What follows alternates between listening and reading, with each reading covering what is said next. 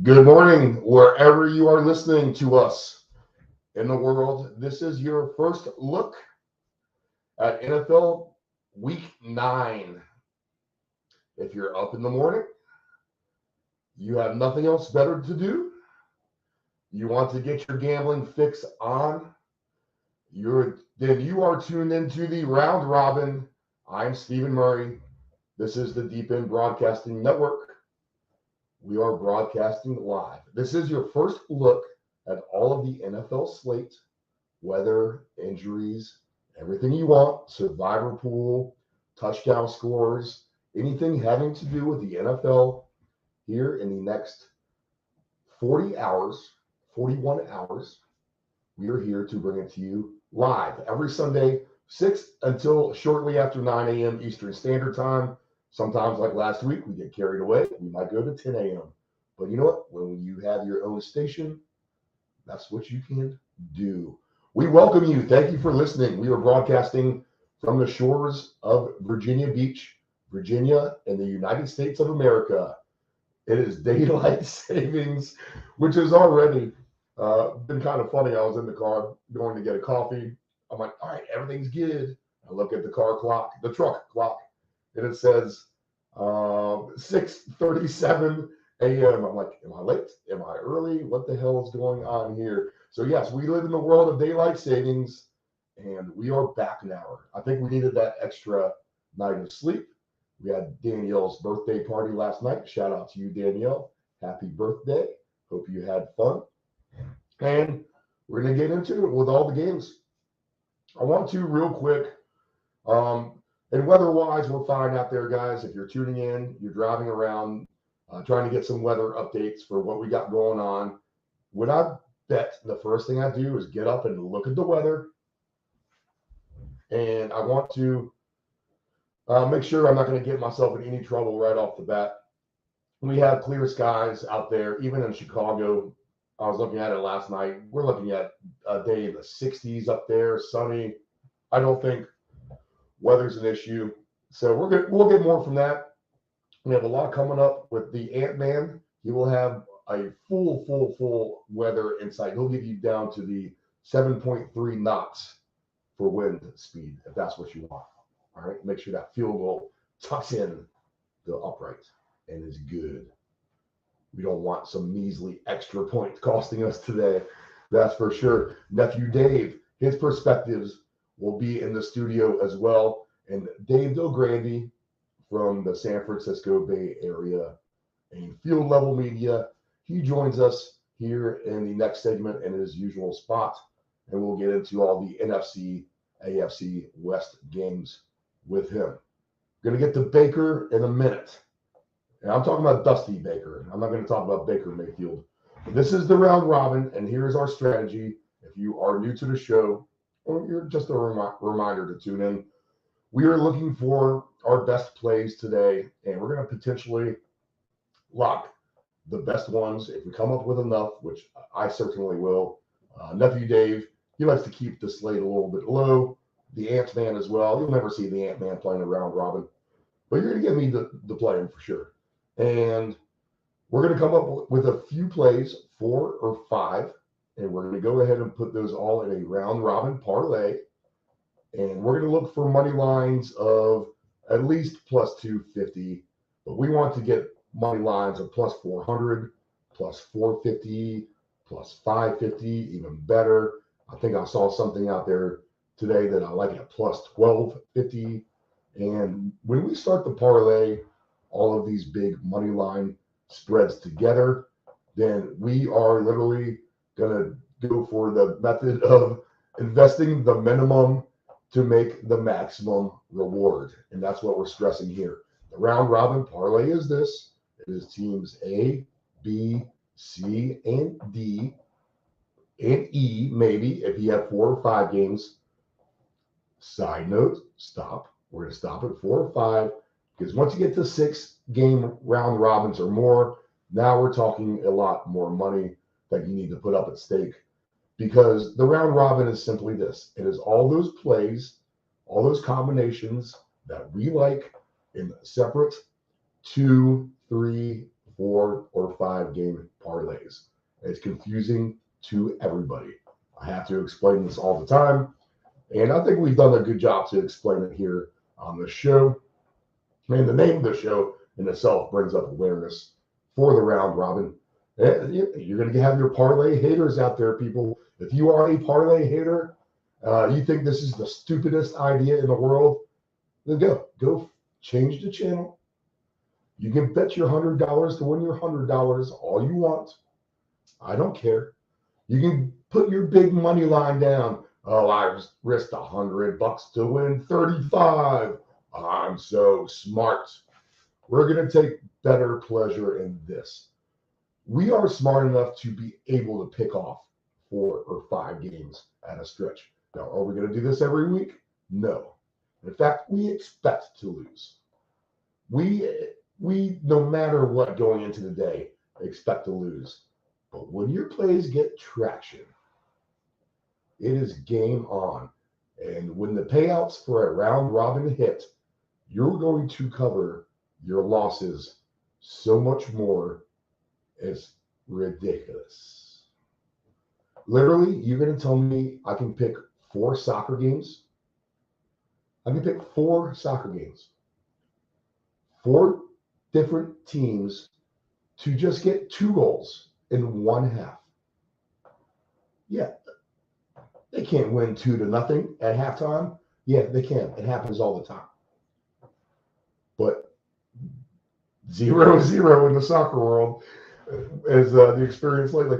But 2-0 at halftime. And you know what? If you can pick 4 of those, you can turn your $50, $60 round robin 4-game parlay into $70,000, $75,000. You don't think I'm going to pick off 4 plays by the time I lose that amount of money? You are out of your mind, because that's what we do. And we're going to do that today, hopefully. Against the spread, last week, I think we were pretty good. Man, so much has happened this last week. I need to go back. I don't even remember what the picks are.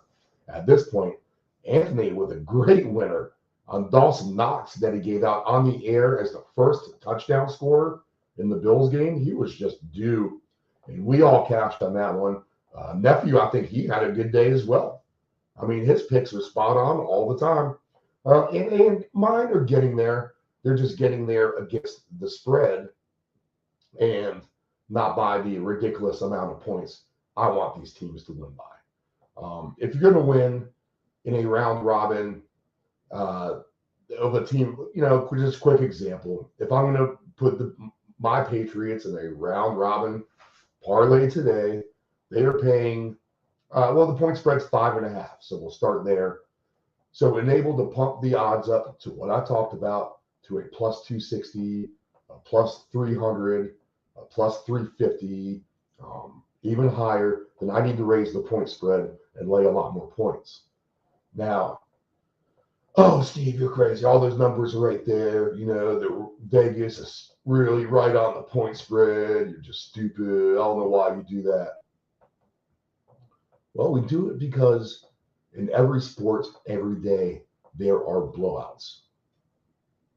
Go look at the box score for whatever. Is there a blowout in there? Chances are that it is.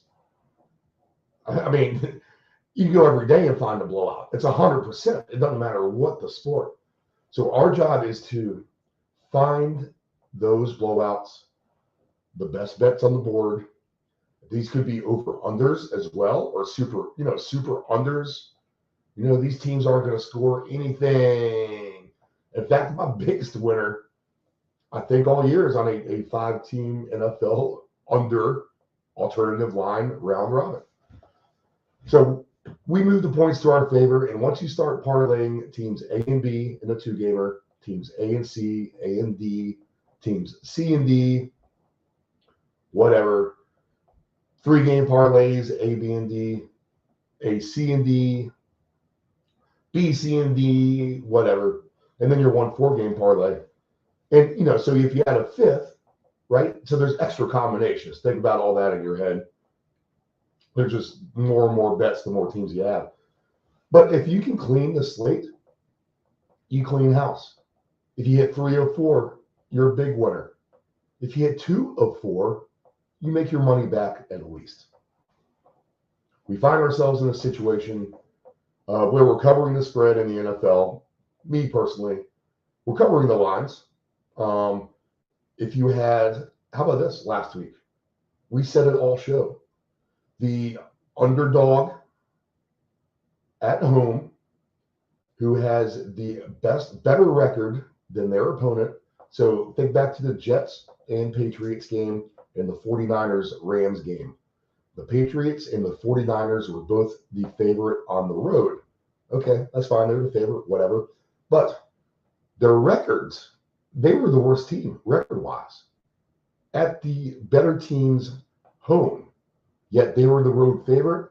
It made no sense. This is a stat we've dissected for many, many years now, 20 years. Brett Favre's the only one to lose it. Minnesota against the Bears, when the Bears were a really, really good playoff team, and Urlacher was the man. I think that was even Jay Cutler maybe at that time for the quarterback for the Bears. But besides that stat's been locked. And if you did that last week, which we mentioned over and over again, you cashed just straight up. And people say this to me all the time too. Why don't you just bet your game straight, Steve? If if you're picking good picks and instead of trying to do crazy stuff, whatever. Well, one is I've just evolved beyond that. I can pick a straight bet, that's fine, but the satisfaction ultimately that I get at the end of the day for betting 50 to win 50, I mean, that's a big deal to a lot of people. They like that. It's not going to get my rocks off, to be honest.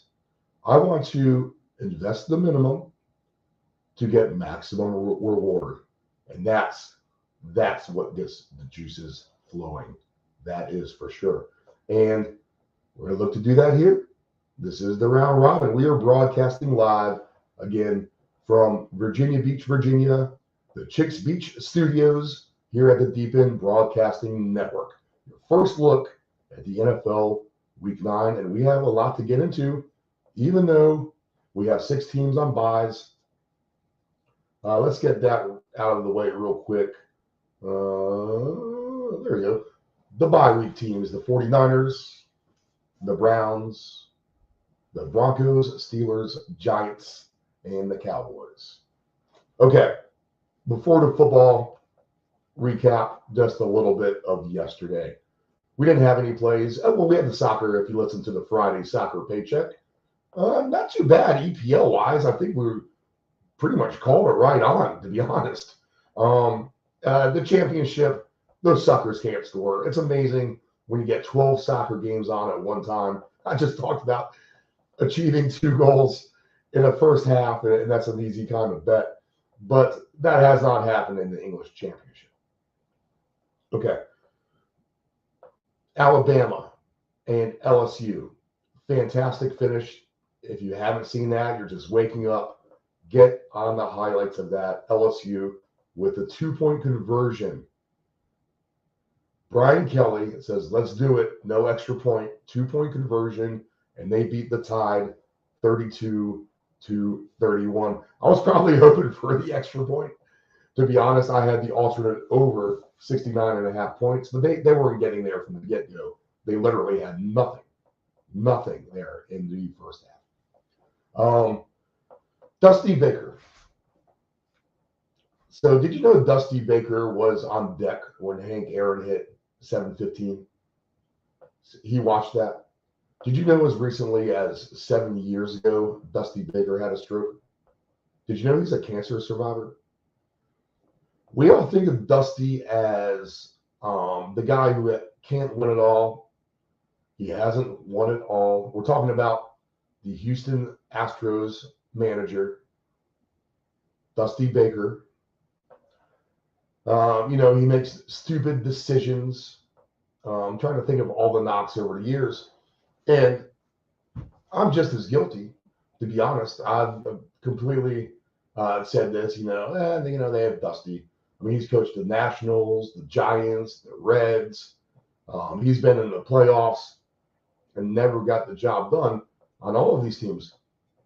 When A.J. Hinch was ousted for the cheating scandal in Houston, and I don't think there's anyone in the world outside of Houston who was rooting for the Astros. It was all Houston heavy. Only if you lived there. Besides that, you were anti-Houston.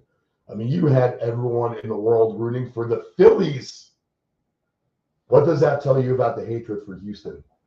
So when they had A.J. Hinch fired after the cheating scandal, I think they hired Dusty Baker. The perception bill, that's the cash bill, but the perception bill is that Dusty Baker was the safe choice, and he'll calm things down. We'll let the fire settle. He'll put some water on the fire. The fire will go out. Everyone likes Dusty. He's a nice guy. We have this terrible scandal with the team. Baker is the right guy for the job, just to take the pressure off of the whole situation. I think that's their initial thought. But what Dusty Baker proved is that at the end of the day, nice guys will not finish last. They win. And that's what Dusty Baker did last night with the Houston Astros as they win the World Series. One of the all-time good guys of sports gets his crowning achievement. And at the end of the day, the essence of it all, that's why we love sports. We like the moments like this. I don't think anyone's thinking about the playoffs. Oh, win it for Dusty. I don't think I've heard any of that anywhere. But to see that celebration with him last night and how much that meant to him and the players around him to win it, when they won, it was all about him. And that was a tremendous celebration. Now,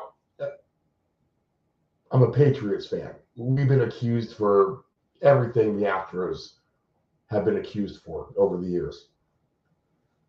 I'm not an Astros fan. I was rooting for the Phillies. I had them on a money line ticket to win it all. I had them round robin actually with some other future stuff. They were leg one. So I had rooting interest with the Phillies. That's who I wanted to win. At no time did I think about, oh no, I'm going to make a play because Dusty, we got to win it for Dusty. I don't think anyone said that at all. But Dusty Baker wins. He's the good guy. He's the nice guy. And he did not finish last. He's a champion. So congrats to the Astros. And good job, LSU.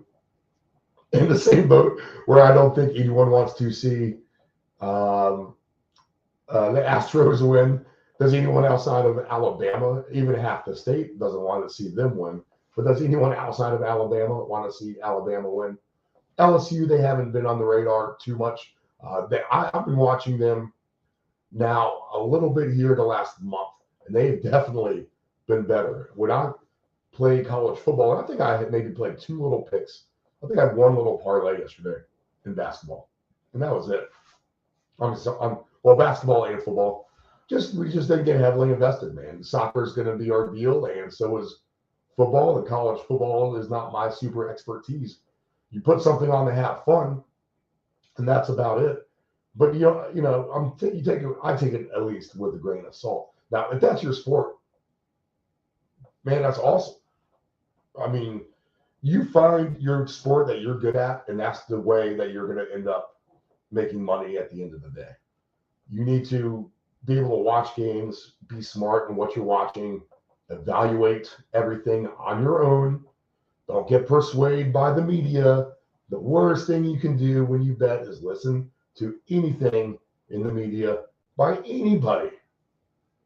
There are some people out there who are your super experts, yes.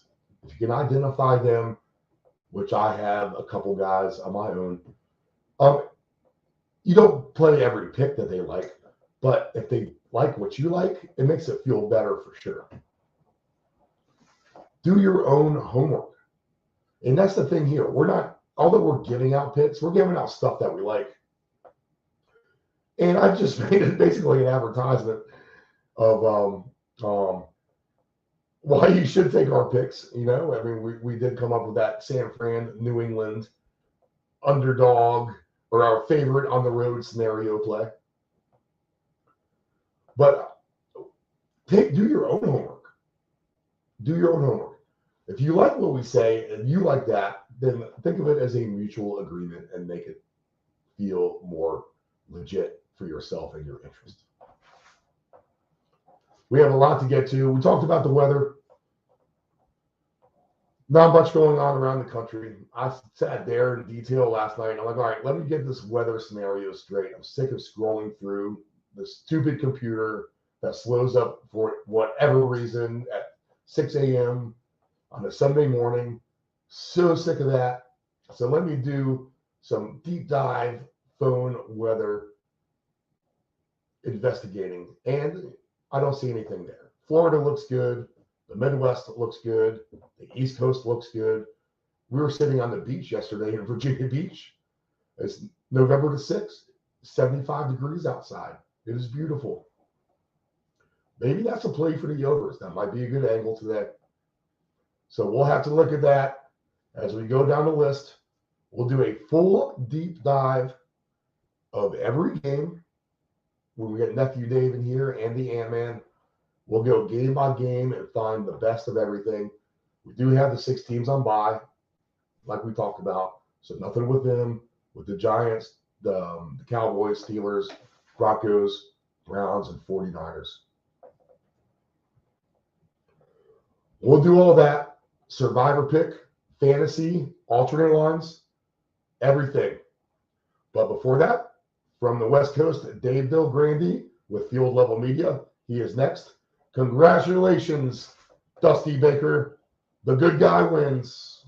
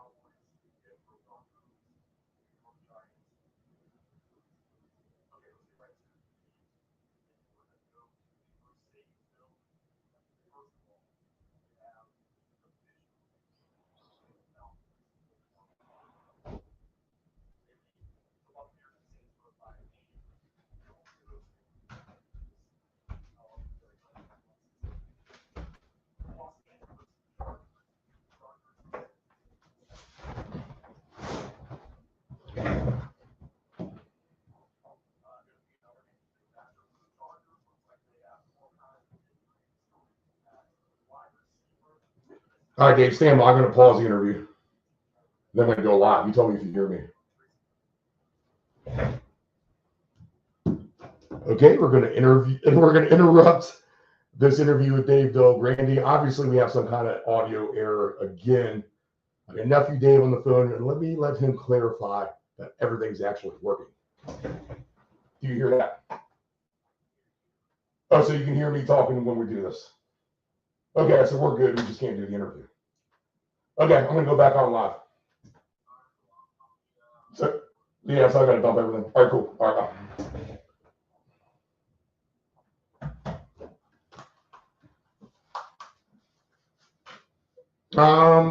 so here's what we're going to do, guys. We're going to get the Dave Del Grande. We're going to start that actually from scratch. We're going to do everything that we did last week. So bear with me. I'm going to set up the Bluetooth. I think we're going to get this rolling again here in the good way. I want to start the interview with Dave all over with. So we're going to have to tell everyone to fast forward 10 to 15 minutes. If you're listening live, we appreciate your patience. Stand by for 2 minutes while we get everything situated.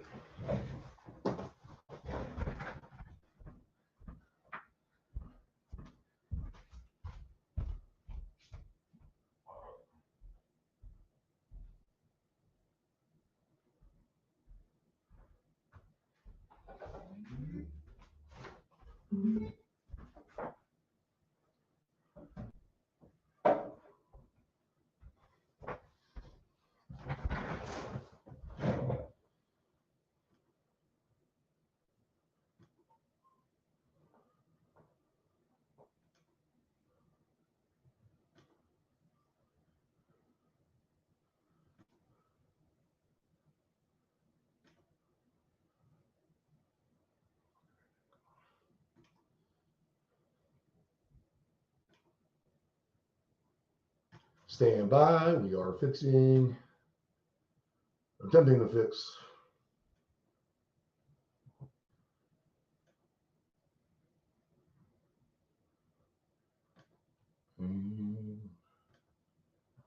That should be good.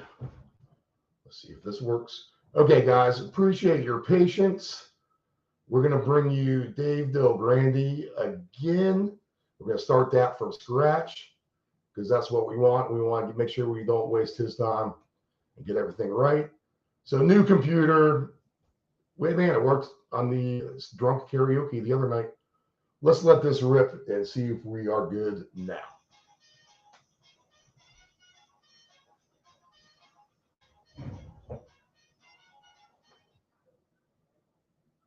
Not quite.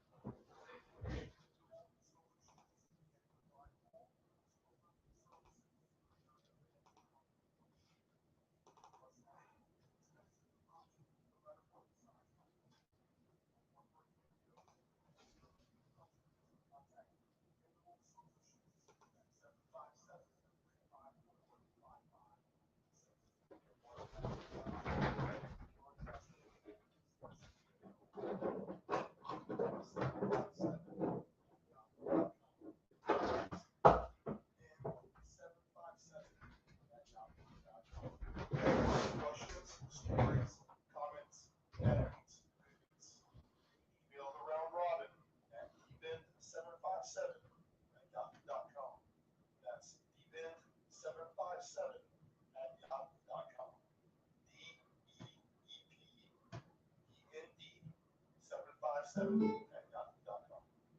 your alcohol. Don't fight. Don't drink and drive. Your one punch could kill someone. It happens. You're behind the wheel. You're going to think you were fine. That the other driver is under the influence of texting. Then you are done. Control your alcohol. This is the D-Band Broadcasting Network. Hey, does your home have alcohol siding? Drive up on your deck or your patio? Coastal Pressure Washing Services has a warranty of professional service. From pressure washing to window cleaning to deck and fence staining, as well as dryer vent cleaning, you got it all. Call Coastal Pressure Washing at area code 757-439-9810 or visit our website at coastalpressurewashing.net. Again, call Coastal Pressure Washing at area code 757-439-9810 or visit our website at coastalpressurewashing.net.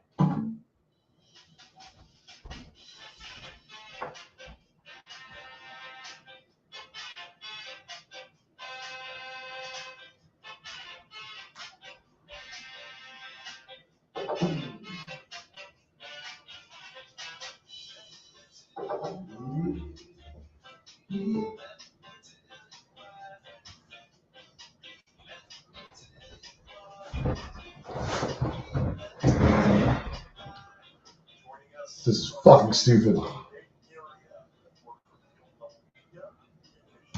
spots. Joining us again is Dave Del Grande. Good morning, Dave. How's it going? Great.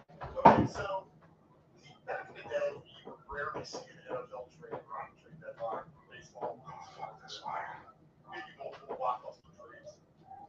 Baseball, they had the Juan Soto trade. That's a big trade, but it almost seems like they've changed slippers, and you see a lot more of these teams dumping their commodities. I think you said it from the beginning of the season that everyone goes into the season. We all think we have our chance. There you go, 5, 6, 7, 8, whatever it is. You say we're done, and that looks like some of these teams may be heading in that direction. One, what do you make of the trade deadline that went down this week with the trades, multiple trades, and what trade did you like the best? Well, I credit that all the trades. I think that anybody who wants to an athlete, as NFL general manager, NFL owner, see making these trades is fun. Yeah, very fun. Yeah, and so problem with football is because of their salary cap, where you have weird contracts, guaranteed money, dead money counts against the cap. I mean, it makes it very, very difficult. Money, dead money, baseball against where that means they just don't have very, very difficult money. A year player would give up more prospects. You can't do that. And you do that in the NBA. But the NBA's salaries are different, salary structure is different than the NFL, so you see more trades there.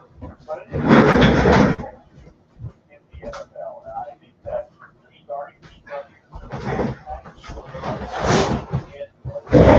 to allow organizing and trading, but until that happens, or they get rid of their cap or whatever, You fucking assholes. like baseball, although I think they would like it, especially in football. You had 53 guys on your roster. And like you mentioned a minute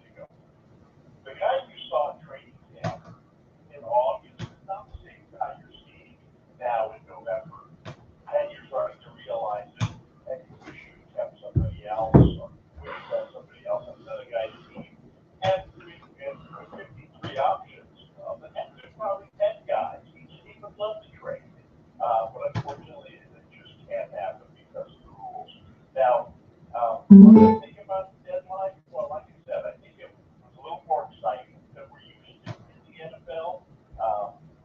I'm surprised that, and this doesn't necessarily have anything to do with fantasy football, but I'm surprised that the Bears seem to give up on the season.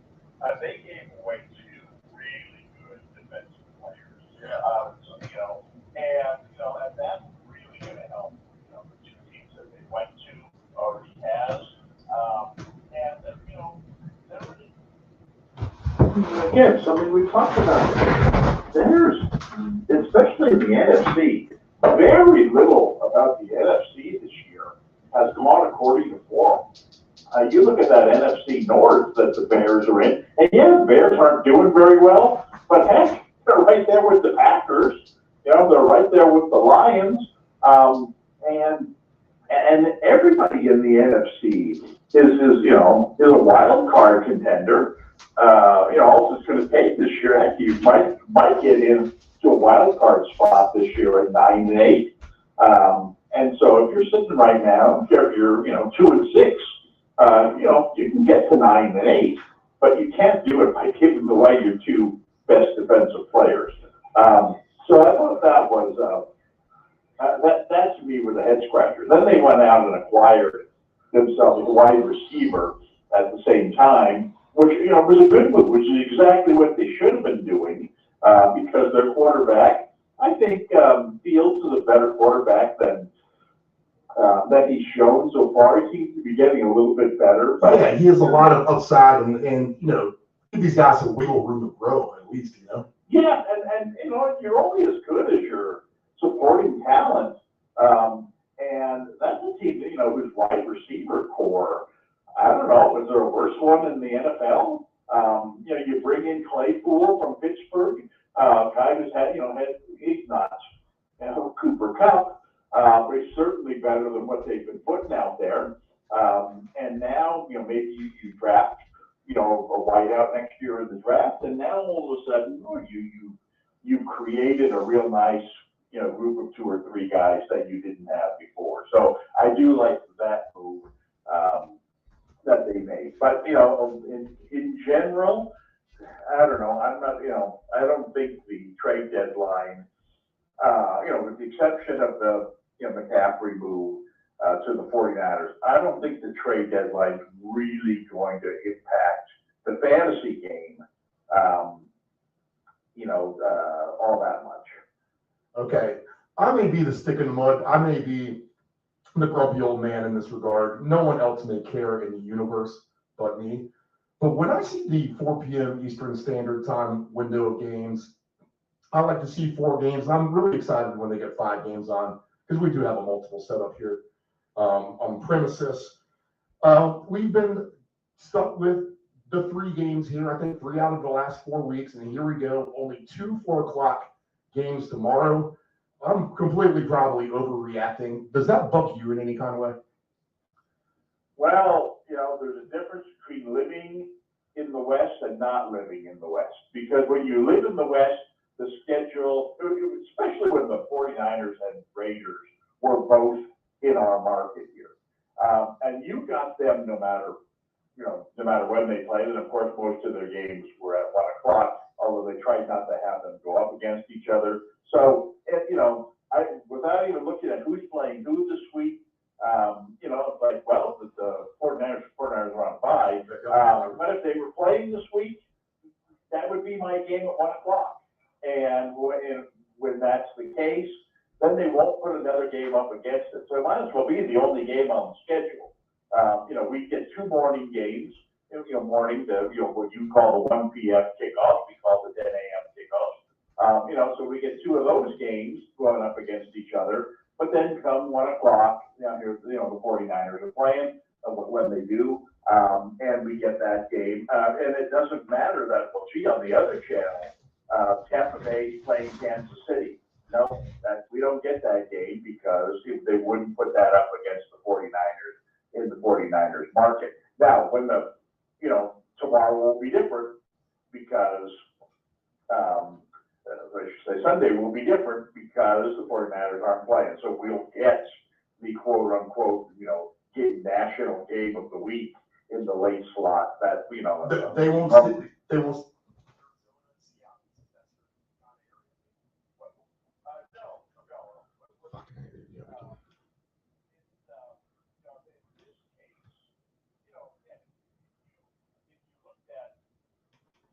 San Francisco market, you ask, well, okay, outside of the 49ers, who would be? Or, the team most people here would like to see. Well, of course it would be the Raiders, right? But the Raiders are playing, against Jacksonville this week, right? And so, who would be the next best team? They would probably be the Rams. I mean, the Rams are considered the 49ers competition to win the division. So, they seek out the Rams game and televise that one. Now, again, they the way the networks work is they try to put, they try to have one marquee matchup in each time slot. Now, what's considered that matchup Sunday in the late slot? Yeah, I mean, Tampa and the Rams, both teams struggling too. That's the marquee. Who's playing the late games on Sunday? The late games, just the two games: Arizona and Seattle, and the Rams and Tampa Bay. Yeah. Okay. Well, there you go. I mean, the Rams and Tampa Bay is, throughout the records, is about as good as it gets. So I don't think it's any coincidence that game's scheduled on a weekend when the 49ers aren't playing. Because, like I said, if you put that game on a weekend when the 49ers are playing, you lose the entire San Francisco market because we can't get that game. So, you're looking for big TV ratings for that game where you're going to maximize on Sunday because the 49ers, you're going to get the whole San Francisco Bay Area watching that game, or otherwise we wouldn't have it. So that's, that's part of the way they think with these matchups. So I have no problem with that. I may watch one game at a time kind of guy. I also, I enjoy, excuse me, obviously I'm very invested in my fantasy football team, and nobody watches the crawler across the bottom of the screen, more closely than I do. So it used to be that you had to flip channels to see what was going on in the other games, whatever. Now you don't have to do that. Now you watch one game, and you've got a pretty good idea what's going on. If you look at the crawler, it tells you not only the score of the game, not only some key stats from the game, but I can tell you who got the ball, what the situation is, where the ball is, and it's almost like having a mini screen going at the same time. So I'm yes, you are a grumpy old man. I'm perfectly happy with the way they're doing things. Okay, other teams on buys besides the 49ers are the Cleveland Browns, Dallas Cowboys, Denver Broncos, New York Giants, and Pittsburgh Steelers. Okay, let's get right to the games. And we're going to go to the Mercedes Dome.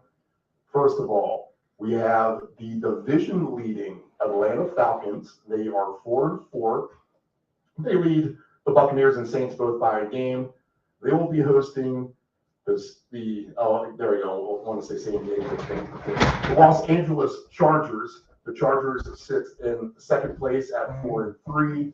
They trail Kansas City by a game. Going to be another interesting matchup for the Chargers. Looks like they have all kinds of injuries at wide receiver. Are the Chargers the most injured team you've ever met in your life, Dave? Well, in recent years? You need to take a look at the 49ers. Yeah. I mean,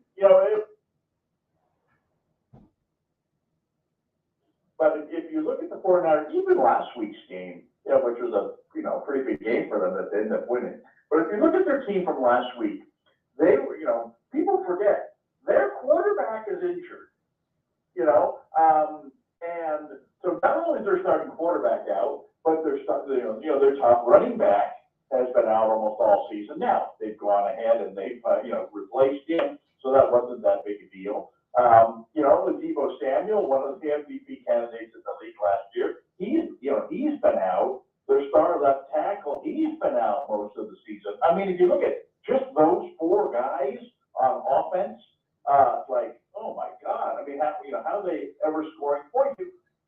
Take away the starting quarterback, the top running back, the top wide receiver, and the top offensive lineman off of any other team, and they'd be saying, well, why are we even showing up? I mean, we've got no chance. Now, they've been worse off on the other side of the ball. I mean, they've been missing, Bosa's missed time. They've been missing three of their top defensive linemen pretty much, half the season. Two of them are still out.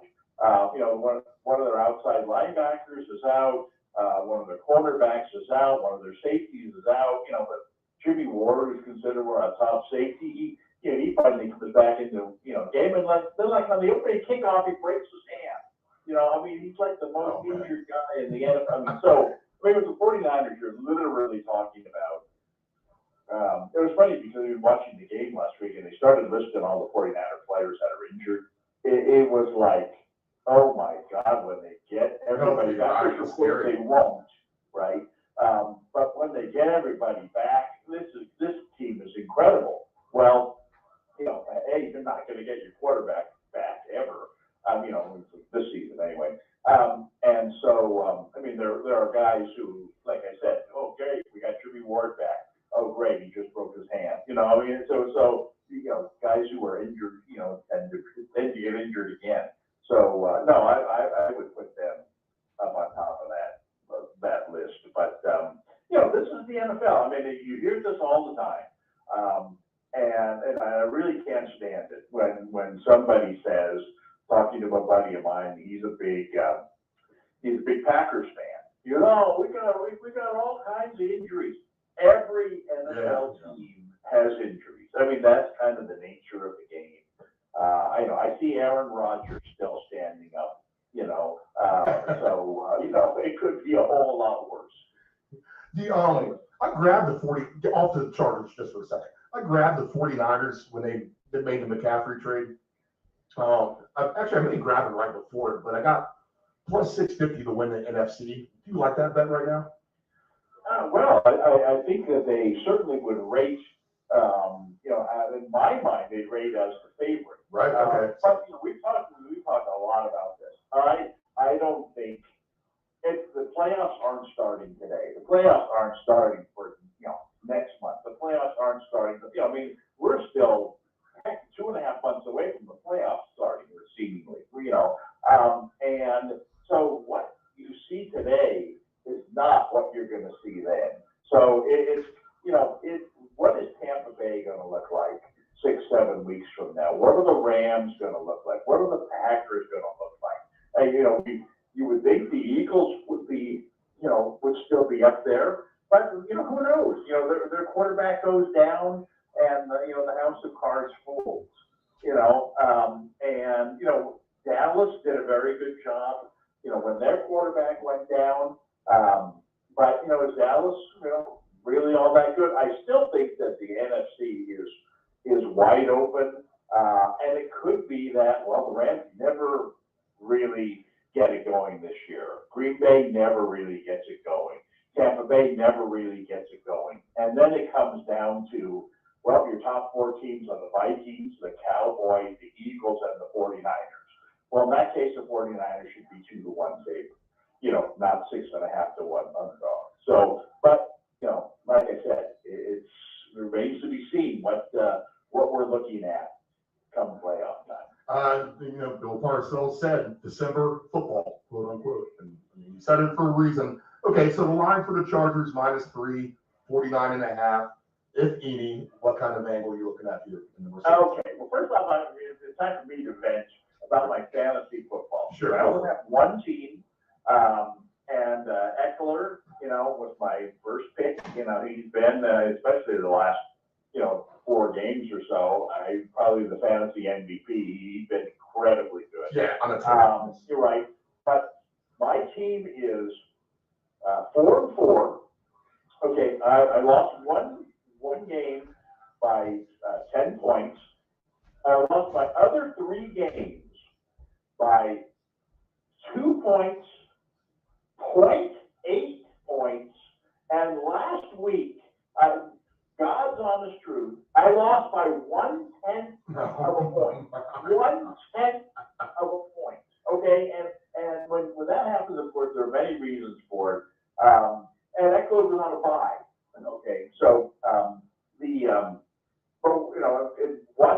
Monday night game, the other guy had Mixon, right? And I didn't have anybody, and he wasn't that far behind. So all Mixon had to do was have even a below average game if he was going to pass me. But Mixon was terrible. He didn't do anything Monday night. And then on the second to last offensive play of the game, they, on like a 2nd and 17, and they throw him a little swing pass over the middle. And he catches it and he runs it for like 13 yards. If he run for 11 yards, I would have won by a 10th of a point. If he run for 12 yards, he would have tied. And if he ran for 13 yards, which he did, ended up losing by 1/10 of a point. Now, the other part of the equation, if you're watching last week, the 49ers-Rams game, the Rams had the ball at the end of the game less than 2 minutes ago. They're down 31-14. The game's over, right? They run the ball up the middle on first down, no timeouts. They run the ball up the middle, second down. They've given up. Okay, this is fine. They're 17 points down. There's a minute to go. Good idea. Third down, less than a minute to go. The quarterback takes the snap and he throws it to Cup, who's standing at the line of scrimmage. He throws it to him. He catches it. He runs forward for 1 yard. They crush him. He's down on the ground. It looks like he's broken his ankle. And it's like, what in the world did they just do? Why would you throw the ball to a game that you've clearly already given up on? Why would you throw the ball to your best guy and risk an injury? And look what just happened. They even asked McVay about it after the game. He was like, "Oh man, it's like stupidest thing I've ever done. I don't know why we did it." It reeks of he needs one catch, for a triple double. He needs 1 yard for 100. It was one of those things, but none of those were true. And in fact, in fantasy, a catch and 1 yard is 1.1 point. And, he was on my opponent's team. And there went, that was the difference between me and winning and losing. All right, now let's get back to the Chargers game. Yes, all the receivers are out. That just means more balls for Eckler. Now we saw this 2 weeks ago, same in their last game, they had a bye last week. They threw the ball to him like 15 times. He didn't run all that much, maybe 10 times, and but he caught passes out of the backfield. He's kind of the Cooper Cup of the AFC.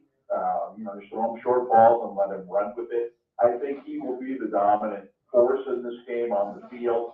The Falcons are not,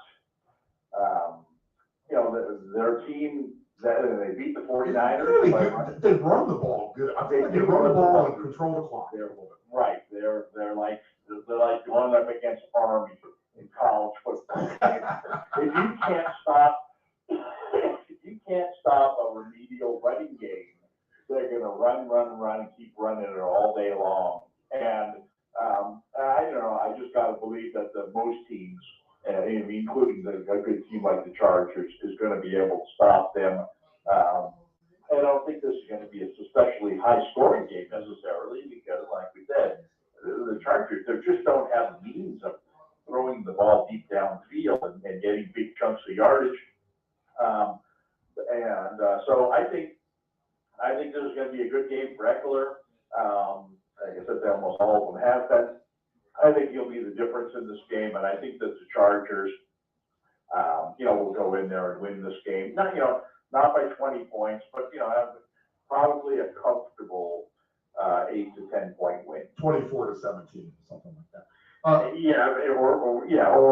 not even. I have trouble seeing Atlanta scoring 17 points in this kind of game, especially a game that's close. I mean, if they fall way behind, and I can't imagine that happening either, because the Chargers are missing a lot of guys.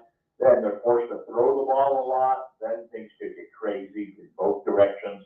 I think it's a close game, and I think it's going to be fairly low scoring. I wouldn't be surprised if it ended up, 17-12 or 19-14, something, a pretty low scoring game. Yeah, I think the Chargers have proved that at this point, like no matter who you are. They're going to keep you in the game no matter what. Where would you stop on your number for Eckler on his passing yards? Would you like 70+ yards passing?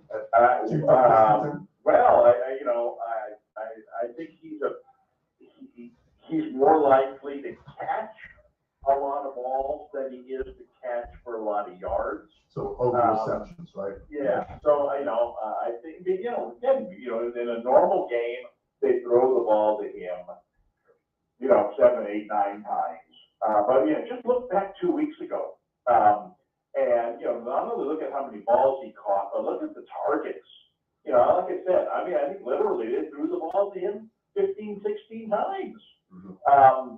And it's just the same thing as handing it to him and sending them wide.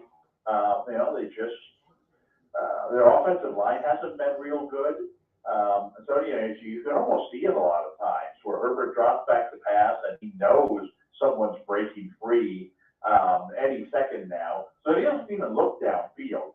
He just kind of waits a second, and there's Eckler sneaking behind the lineman, and he throws it to him, and he runs forward, and he gains his 7 yards. It's something, like I said, it's almost like running the ball up the middle. So, in fantasy, you get a point for every catch like that, and in your little game there, I can see those receptions. I can see him going double digits in receptions again, and that's where I would be looking for him to have his biggest impact. Good angle there with Eckler on the props. Okay, let me see if I can get you to portray the wrath of your fantasy outcomes the same way here on the Las Vegas Raiders. Now at 2-5, they were shut out last week in New Orleans. They're back on the road again. I'm not sure if that's probably a trip home and then back to the East Coast, I guess. I don't know how the Raiders did that this week. -2.5. They are the favorites on the road at Jacksonville. Over under 47.5. What do you make of the Raiders and this game, Dave? Well, I think, we talked about this game last week.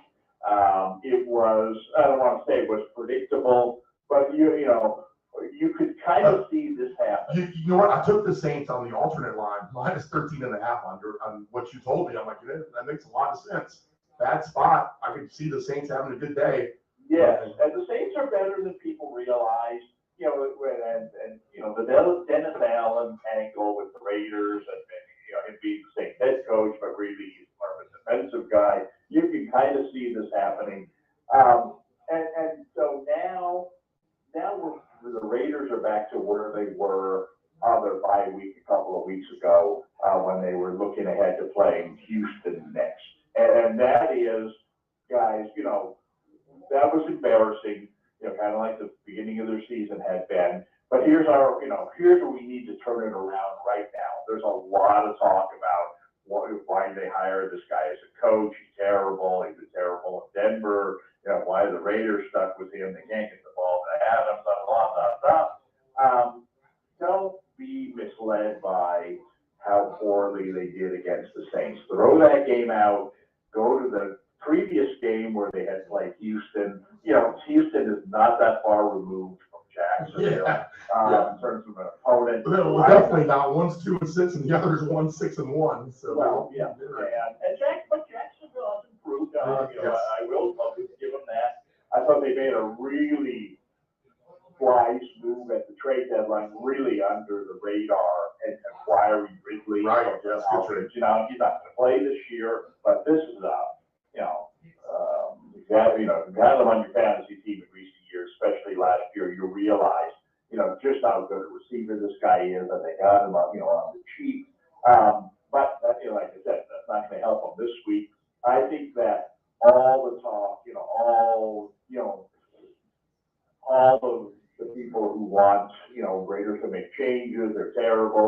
No, I think that this week the big incentive boost is on their side. I think that Adams is the best player on the field this week. I really think he's going to have his best game of the season.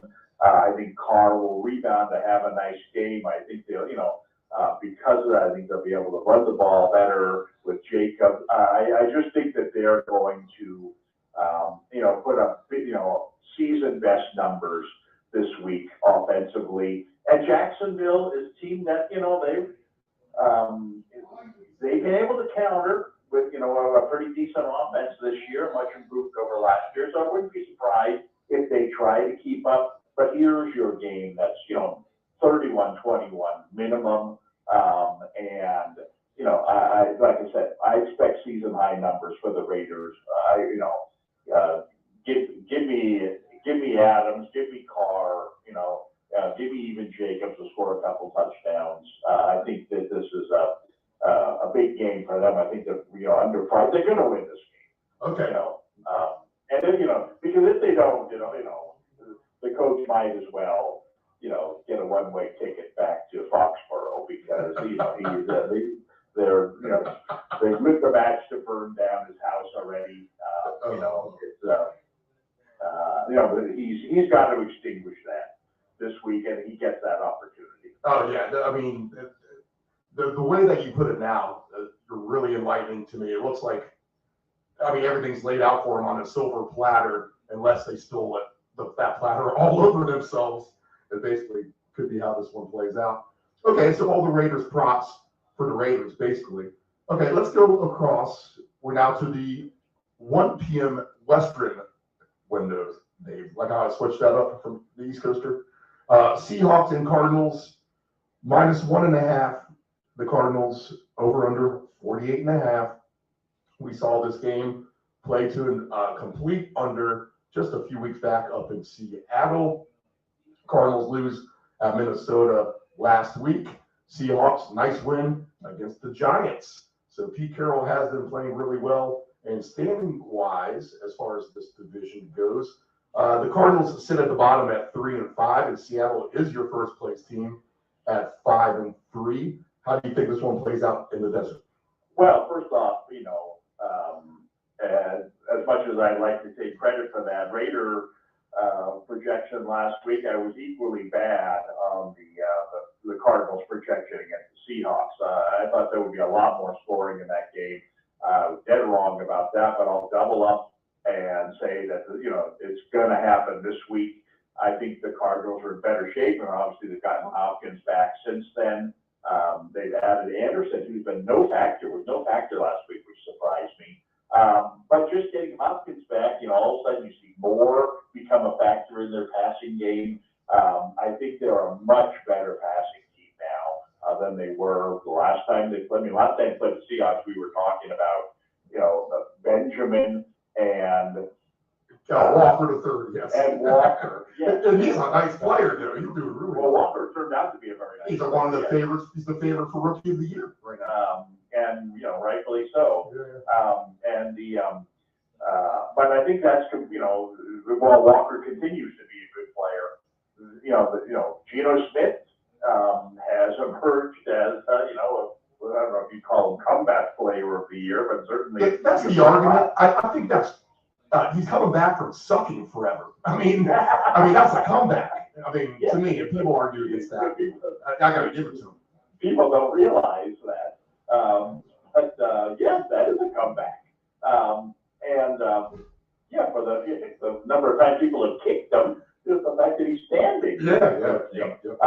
But I think that they're, last week there was talk about their wideouts being not healthy. Went as far as to recommend Goodwin last week. And what happens, is that both the wideouts were healthy and both of them had nice games. So they're healthy in the passing game. The Cardinals are healthy in the passing game. You go indoors for this game, and like you said, this is a big game for Arizona. Maybe they're kidding themselves that they're actually a playoff team. But when you look at your standings, you see, if this were a game against the 49ers and the 49ers were 5-3 and the Cardinals were 3-5, they'd be saying, guys, this is a must-win. This gets us back into the playoff race. Well, this is the 49ers, except that it's Seattle. Seattle's the top team in the division at 5-3. It's every biggest game, no matter who was that 5-3 team, because you win it. Now you're 4-5, they're 5-4, and you're one game out of first place. So it's I like the way Arizona's offense, while they weren't really in that game last week against Minnesota, they battled back, they put up some points, and I can see this game going that way as well, except with Arizona being the team that's in front most of the way, and Seattle fighting back through their passing game. I think that this has a chance in my mind to be the highest scoring game of the week. And I certainly think that all the passing stats are, should be looked at, because I think that everything's in play here. From Hopkins, a couple of touchdowns, certainly Geno Smith, 2 or 3 touchdown passes, and I would say exactly the opposite. I said 2 or 3 weeks ago, whenever it was, that throw out the running numbers, focus on the passing numbers of this game. Robbie Anderson up to 95-1 odds for 2 touchdowns tomorrow. Well, it probably should be 195 based on the fact that I'm surprised. I really am surprised how little they used him last week. Right. Now, granted, he had just come over, but he had a full week of practice. I thought that he would. I thought that he would be targeted more, and I want to say when they threw the ball to him like once or twice, didn't make a whole lot of sense. I would still, I would take a flyer on him scoring a touchdown this week. 2, is maybe asking a little much, but you get 8-1 odds for 1 touchdown. There you go. I mean, why not?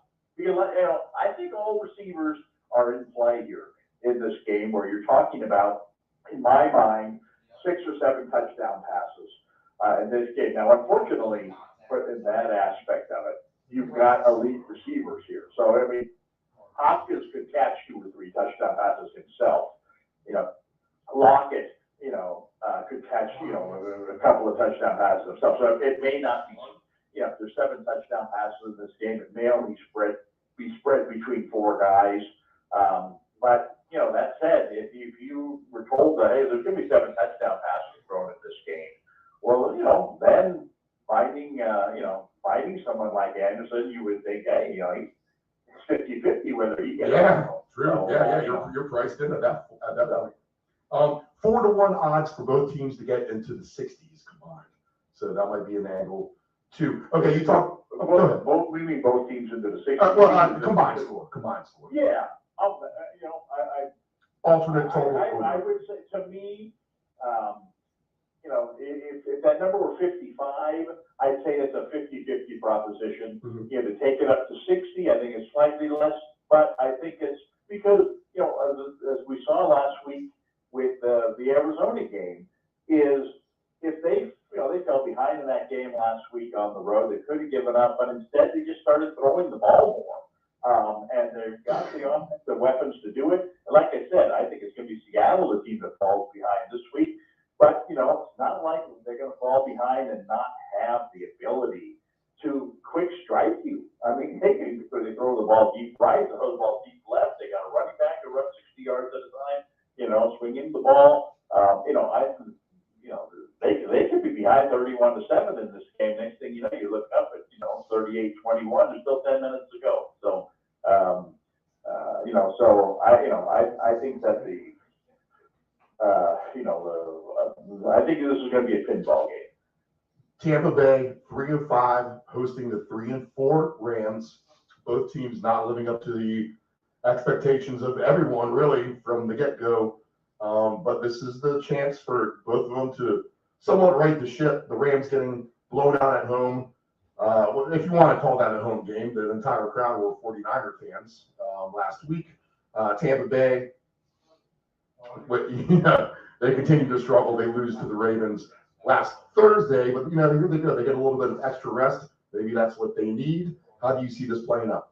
Man, I mean, to be honest, I have no idea. I think that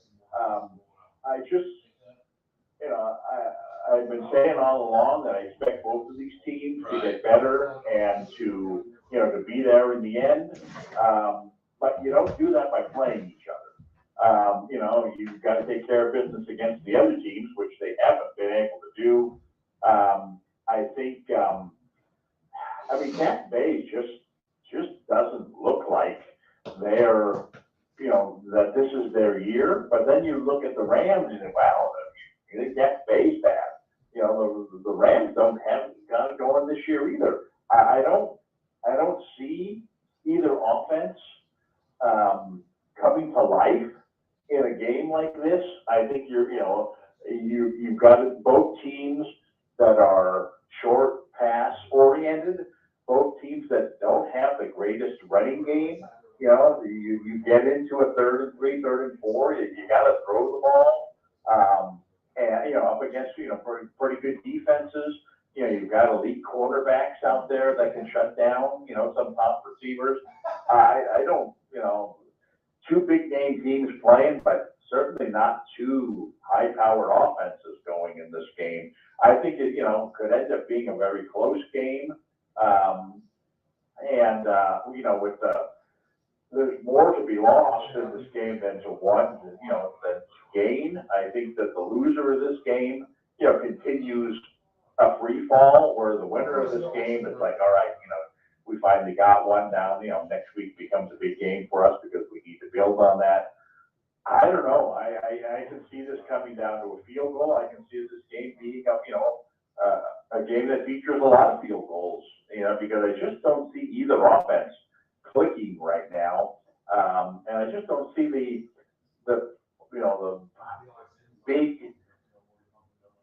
big game potential on either of these teams through their passing games right now. So I'm going to say this is field goals will outscore touchdowns in this game, but that only might be like 4-3. I think you're looking at a 23-17. You know, heck, I'm not even sure how that many points are going to be scored. I'm going to look at the kickers.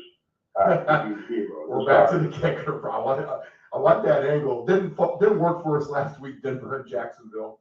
No. But I like it. I can see that completely in this game as well. Over under 42.5, the second lowest total on the board. Yeah, well, that makes sense. You know, like I said, it's just, you know, in order to get to 42, someone's going to have to, you know, score 24 points.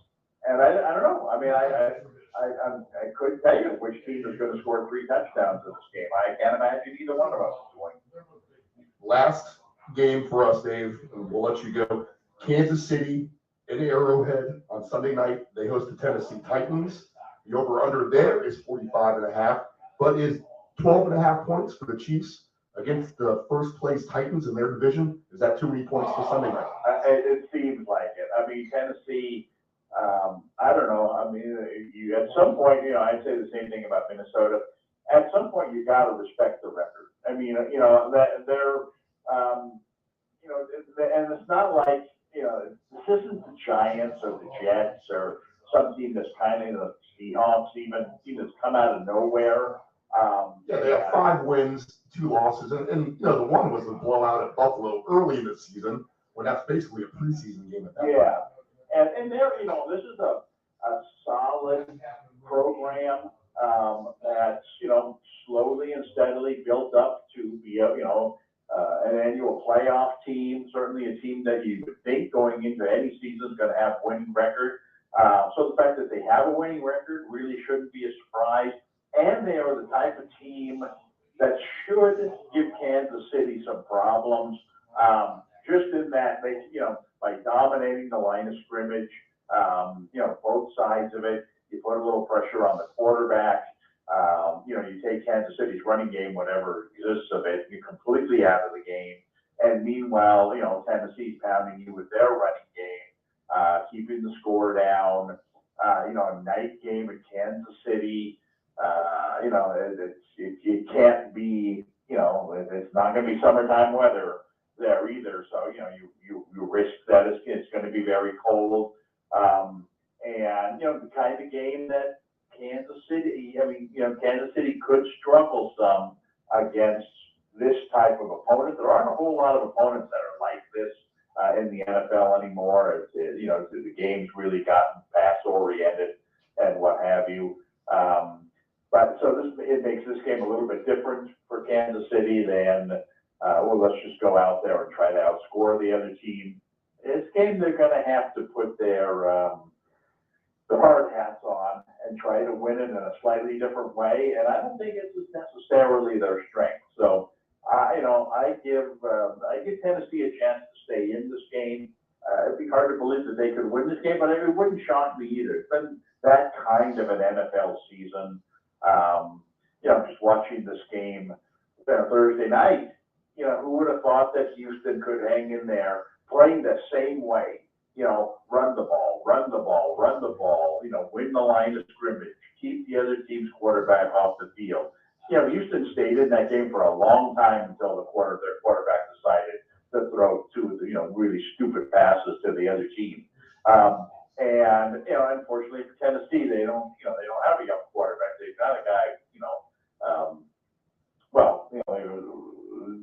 you would hope anyway. They have a guy who would make smarter decisions. Seasoned veteran. They have a seasoned veteran. So, I can kind of see this game being similar to that Thursday night game, except without the real critical mistakes being made by the underdog team. So, like I said, I won't be shocked if in the end Tennessee pulls this game out. Let me just finish off with this, Dave. Let's follow up on what you said, because you brought up a good point. This has been a really, really good organization for some time. You feel like they do it with a bunch of no-names, too. I mean, they do have Derrick Henry, but can you name 3-4 other guys on the roster right now? I mean, I almost can't. And since the days of Eddie George and Steve McNair, really, even before that, as the Oilers, before they moved to Nashville, this has just been a really, really well-run organization. And they, although they haven't gotten the job done, they almost have that San Antonio Spurs-ish kind of feel to them. Just go ahead and follow up on that just a hair. Well, I agree with you, except I would use a different team in the analogy. I would take Penn State. Right, good idea. Penn State is a team that plays exactly the same way. They're not fancy. They wear their black shoes. They come. When you play Penn State, you're going to have to earn it. They're not going to make a lot of mistakes. They're going to run the ball a lot. They're going to be tough on defense. And even 10 years later from when Penn State was any good, still every time you play Penn State, it's like, oh, geez. Why can't we be playing Northwestern this week? Or Indiana. Penn State. I hate playing Penn State. I'm sore for 2 weeks when we play them, and yet they're not going out there and signing a 5-star quarterback and let's air it out. Let's let's try to become more like Ohio State.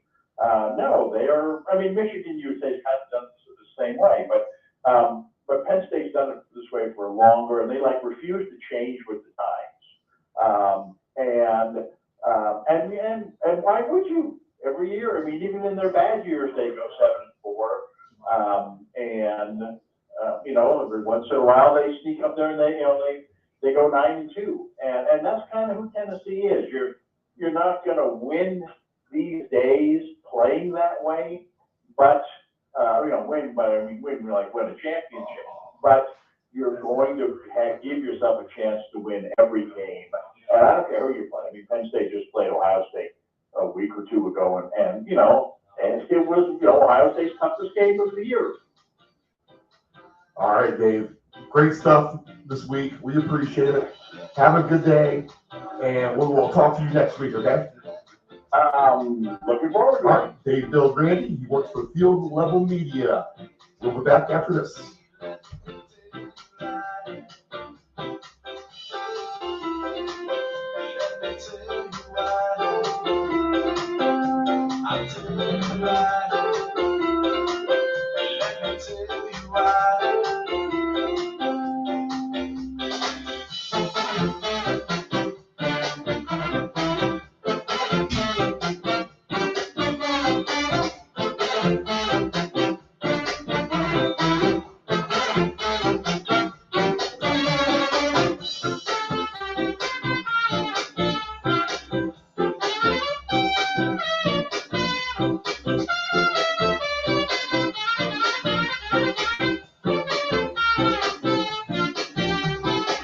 Don't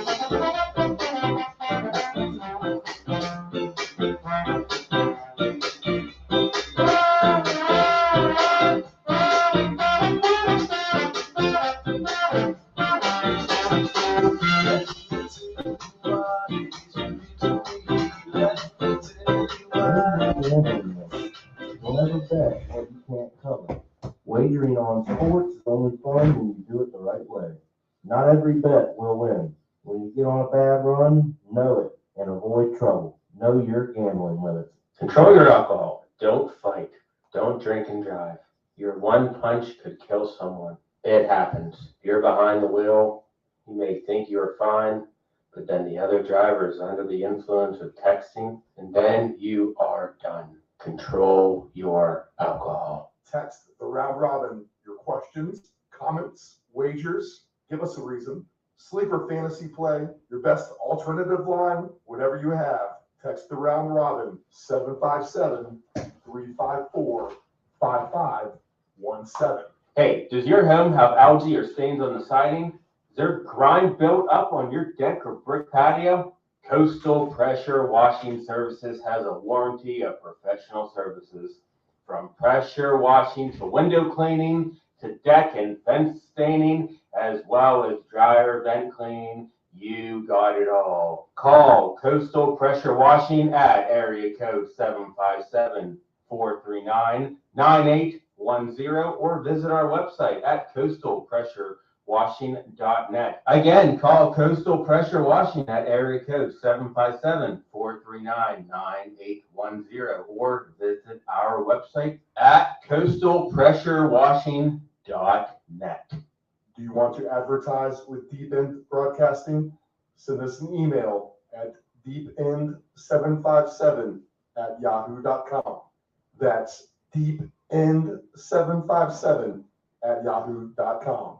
Tired of your swimming pool's diatomaceous earth pool filter? The constant cleaning, green pool, cloudy water? I thought this was supposed to be clean. Trust your swimming pool's water quality with a custom sand filter install. A clean, easy solution for your swimming pool operations. Contact Dependable Solutions at 757-354-5517. Dependable Solutions can provide all voice-over services for your advanced audio production needs. Think of us as an inexpensive option, no matter what the size of the project is. From one-word cameos to full script productions, contact Dependable Solutions at 757-354-5517. This is the Deep End Broadcasting Network.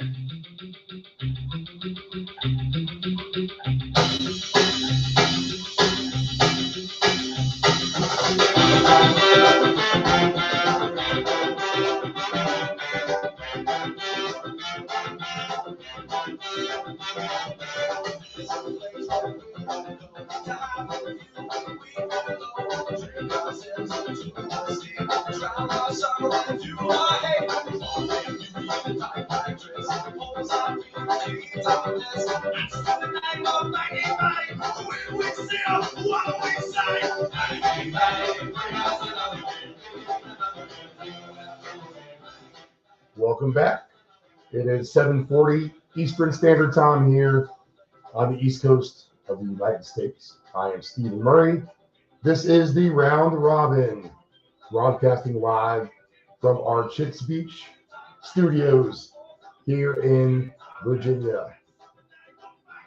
I'll feel much better about life once Nephew Dave comes in here and says that everything sounds a-okay. Because let me tell you this, there is no worst job in the universe. I don't know why I want to hunch down. There's no worse job in the universe than audio engineering. And this is the only business ever. When you get something new, when you go ahead and plug it in, nothing else works. It's simply amazing. Whenever anything updates, when everything updates, it goes to crap. it all goes down the hill. And with that, we're going to go uphill. And we're going to welcome in Nephew Dave. Good morning. Happy to be here once again. Nephew, what's up, man? Real quick before we get into our slate, and we're going to have the Ant-Man coming into the studio here pretty soon. Latest fantasy angles, injury reports. We all need to know the injuries. Is week 9 of the NFL. Talking to Dave Del Grande about that as well. I mean, everyone has injuries, so we need to get up to speed on that. But me and Nephew, we will go ahead and go down the list of our top defenses in our minds, the stinky teams that we need to completely avoid.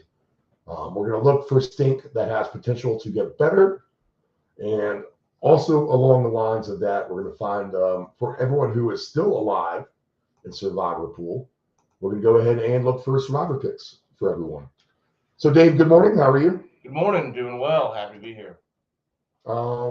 Let me ask you this before we get into Dave real quick. All right. I talked the first segment about LSU and Alabama. Did you see that game last night? Yeah, I did catch. I believe it was probably the fourth quarter or so. And I actually had LSU plus 13.5 on that. So that got home. So that was nice. I just, hasn't really seemed like the same Alabama team that we've been seeing the last, couple years or so. Not that they're a bad team or anything. That's not what I'm saying at all. They still have a lot of talent, but I just feel like this year, if you've watched their games, they had that close one with Texas, a couple close calls, and LSU, their program is being rejuvenated. So I felt like it was just a good time, to take that shot at on LSU, and sure enough, they had the overtime win. I believe it was a true freshman catches the 2-point conversion in the first overtime, and LSU walks it off. It was a heck of a game, and congratulations for that. That was a big win for that program. Did you have in your mind that LSU was going to try to? Were you thinking that? I was a little caught off guard myself. I know there was people saying that, hey, it was the right time. Let's play to win this game. I was in kind of the mindset, Steve. You're playing Alabama, so go ahead and take that extra point and kind of continue the game. But no, he went for 2. He said, I believe in the guys, and we're going to win the game right here, and they did. You are a sports nostalgic. One thing, Nephew, since I've met you, you are a good sports fan. You respect sports. I think when we do this kind of thing, like this kind of show we're doing now, it's because you actually have a passion for that actual subject. And just growing up, going to church on Sundays as a kid and coming home and being able to, man, let's get, some, clam chowder and grilled cheese and put on the NFL game. This is awesome. And we just kind of grew up with that. And we've evolved that into the gambling and everything. But nostalgic wise, we do sports because we like it. And for the nostalgic factor. Right. And last night we had Dusty Baker. I touched on him in the first segment. I just want to give him his props one more time. Dusty is a good guy who won it all at the end of the day. Again, if you haven't tuned in, he was on deck for Hank Aaron's 715th home run. He was a stroke 7 years ago, cancer survivor. Probably they just stuck Dusty in there to tame the fire in Houston after the allegations of cheating and confirmation on players' parts. I mean, right. AJ Finch lost his job because of it. So Dusty filled that role, and I think they hired him just to put that fire out. I don't think the Astros always are looking to win. That's their organization for the last 10 years. But again, was Dusty a placeholder? What was he? At the end of the day, Dusty gets his championship. As a sports fan, Dave, what's your impressions of all of that? I'm happy for him. I kind of went in. We had talked about that. A couple weeks ago, Steve. I was kind of looking for maybe the Cardinals to punch through and get a little bit further than they did. But in the back of my mind, I had the feeling that the Astros were probably the strongest team in the postseason.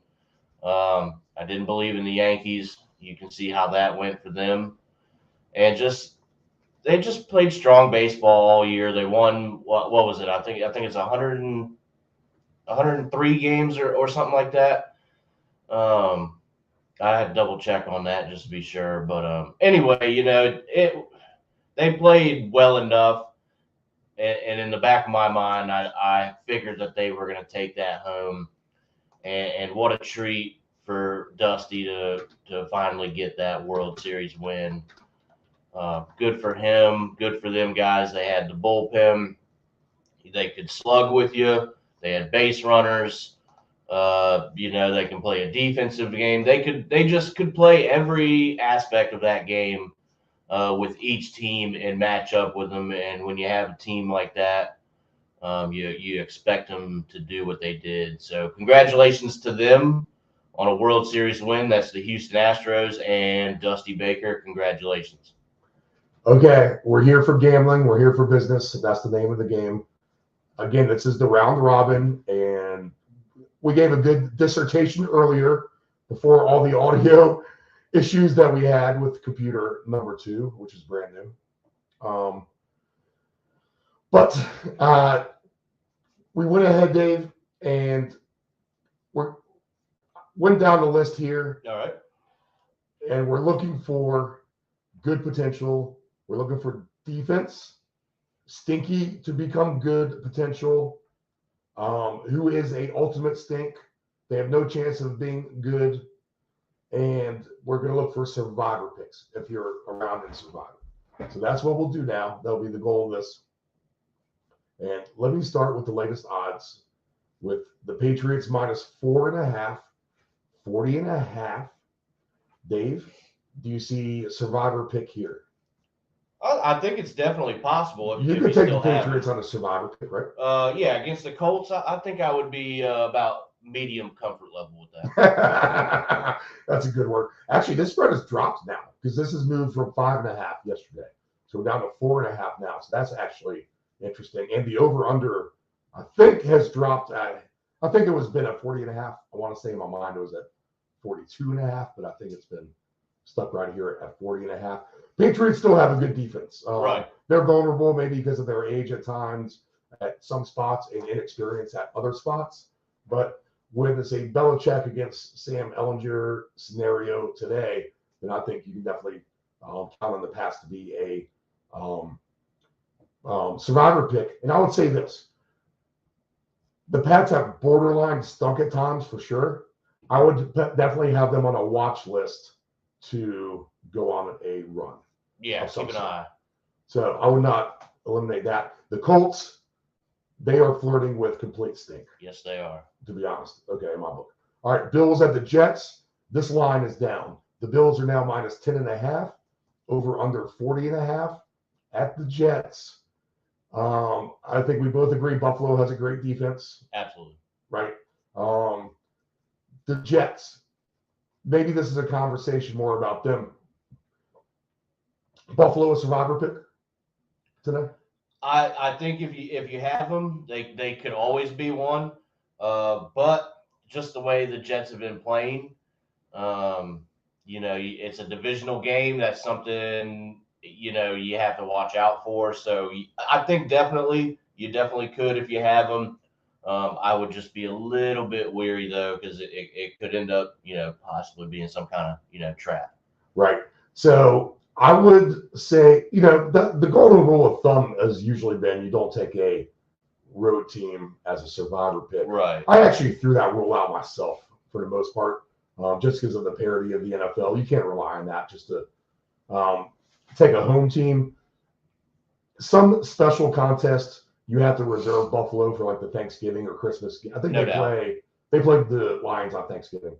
We'll have to figure out a Thanksgiving plan actually. Oh, I know. We should just do the Thanksgiving show on. Well, we'll have to think about that. Maybe we'll just do a special Thanksgiving show. A special airing, yeah. Yeah, and then we'll do a full show. Oh, there you go, people. Actually, we should have Christmas party announcements. Shoot. Oh, yeah, real yeah. soon too. I think the date is definitely December 11th. 11. But I want to give you guys better details on that. That'll be interesting because the gym Christmas party is the night before. But if we're going to do a special start time of 8:30ish or so, then we'll be able to get that extra sleep Right. and hopefully rebound.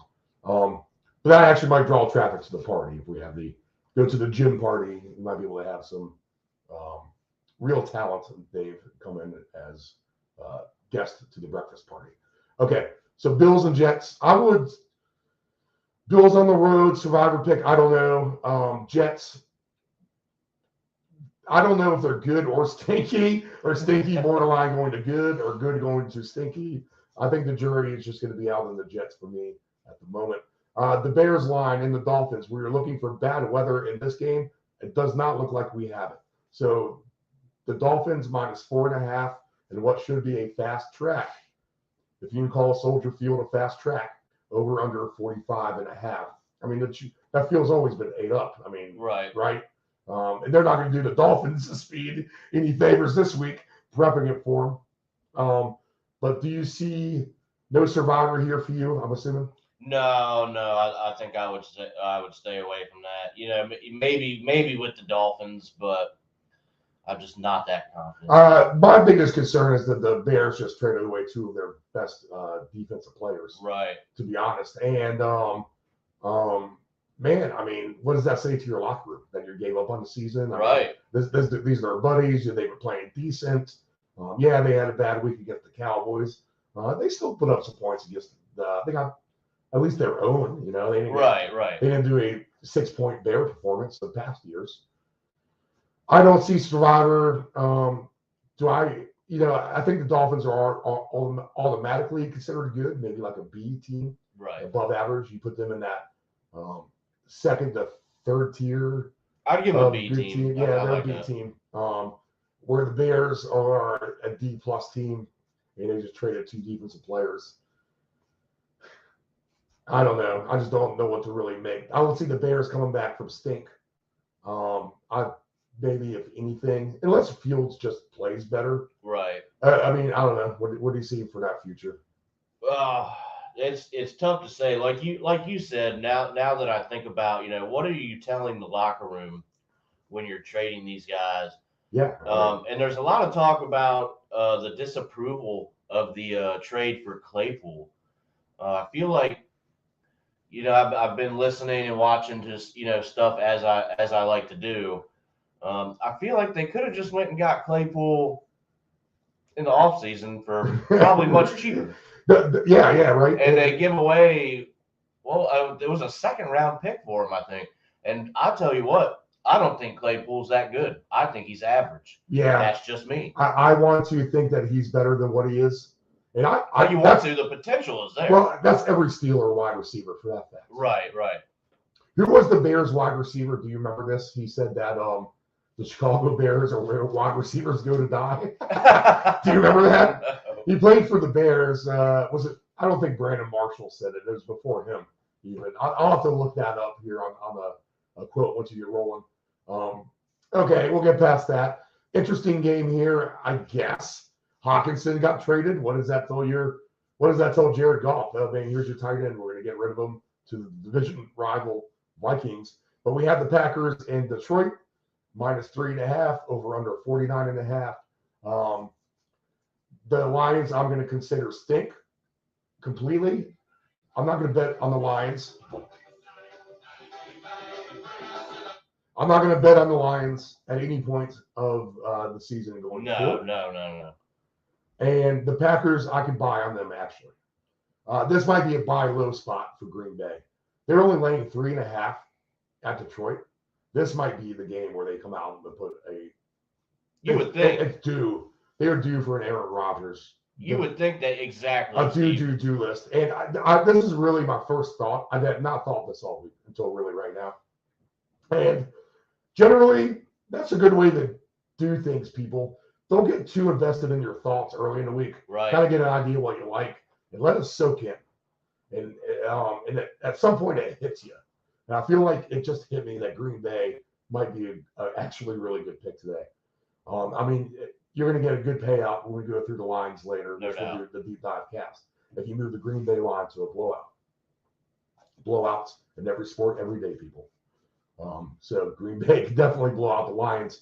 So what does that say when you trade Hawkinson to your locker room? The Lions 3.5-point dogs, over under 49.5.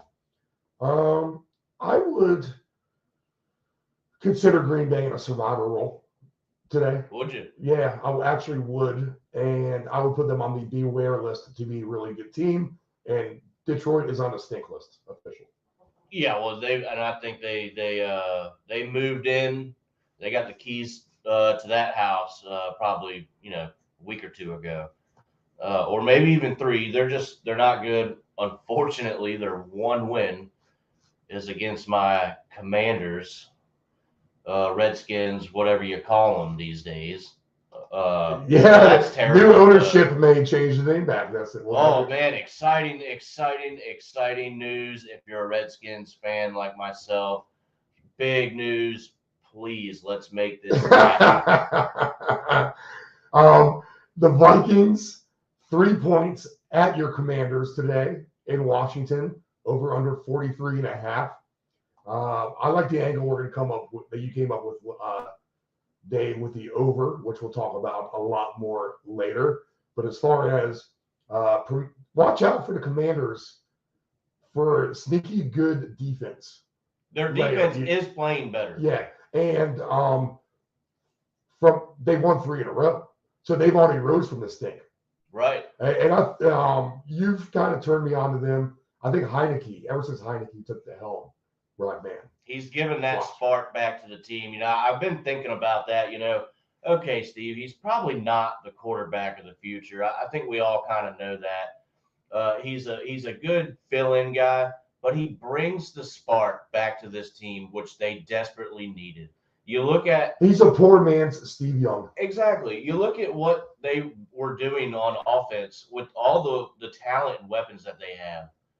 Till the time he comes in, and now they're scoring points, which, helps the defense out, doesn't break their back so much. So while he may not be the long-term answer, I think he is the short-term answer, the now answer, and he gives that team the spark that they need. So there's finally, I wouldn't have too much, but just a little bit of optimism for Washington. And hopefully that today will be a big test for them to see, they have the momentum. I'm actually looking forward to this game. Me too. If you would have told me like 3 weeks ago, I would be looking forward to the Vikings Commanders game, I'd be like, man, you're crazy. And if you're going to that game today, you're going to get great weather. It's going to be a great day to sit in a stadium. Beautiful day. There's going to be a lot of purple in the stands for sure. That's going to be actually a fun atmosphere, I think. If you can say that about Washington. Right. Oh, well, you get the added pop about the team potentially, on sale now. Yeah. I mean, let me just give you your platform now. I mean, let's just get to it. Give me we've done this before. I mean, this is your message to Washington Commander Redskin Nation, Nephew Dave. Let it rip. In your own words, the State of the Union and everything. The floor is yours. In my own words, Steve, this has to happen. We have been begging for this for years, ever since Snyder has taken this team over. I think we have I believe he took over in '99, and they have, Steve, 2 playoff wins in that span. I mean, my goodness, man, how do you even? It's so hard to keep supporting that when it's just going to be a terrible product. So I couldn't imagine that there's not just one person who is not excited for this. I mean, this has to happen. The other owners, this could be a thing that I've been seeing, where they're saying, hey, get what you can for this team now before we just vote you out. Because I believe it's a 24 minority or a share. If they can get the 24 votes out of all the owners, that would be enough to actually dismiss Snyder. So this could be a situation where they're going to put it up for sale, see what they can get, because they're going to get something. I believe it's a top 10 franchise as far as value. And what do you want to do, Snyder, Danny boy? You going to get what you can for it, or are they going to take it from you because it's happening one way or the other, bud? You're done. You're done. You hear it, Snyder?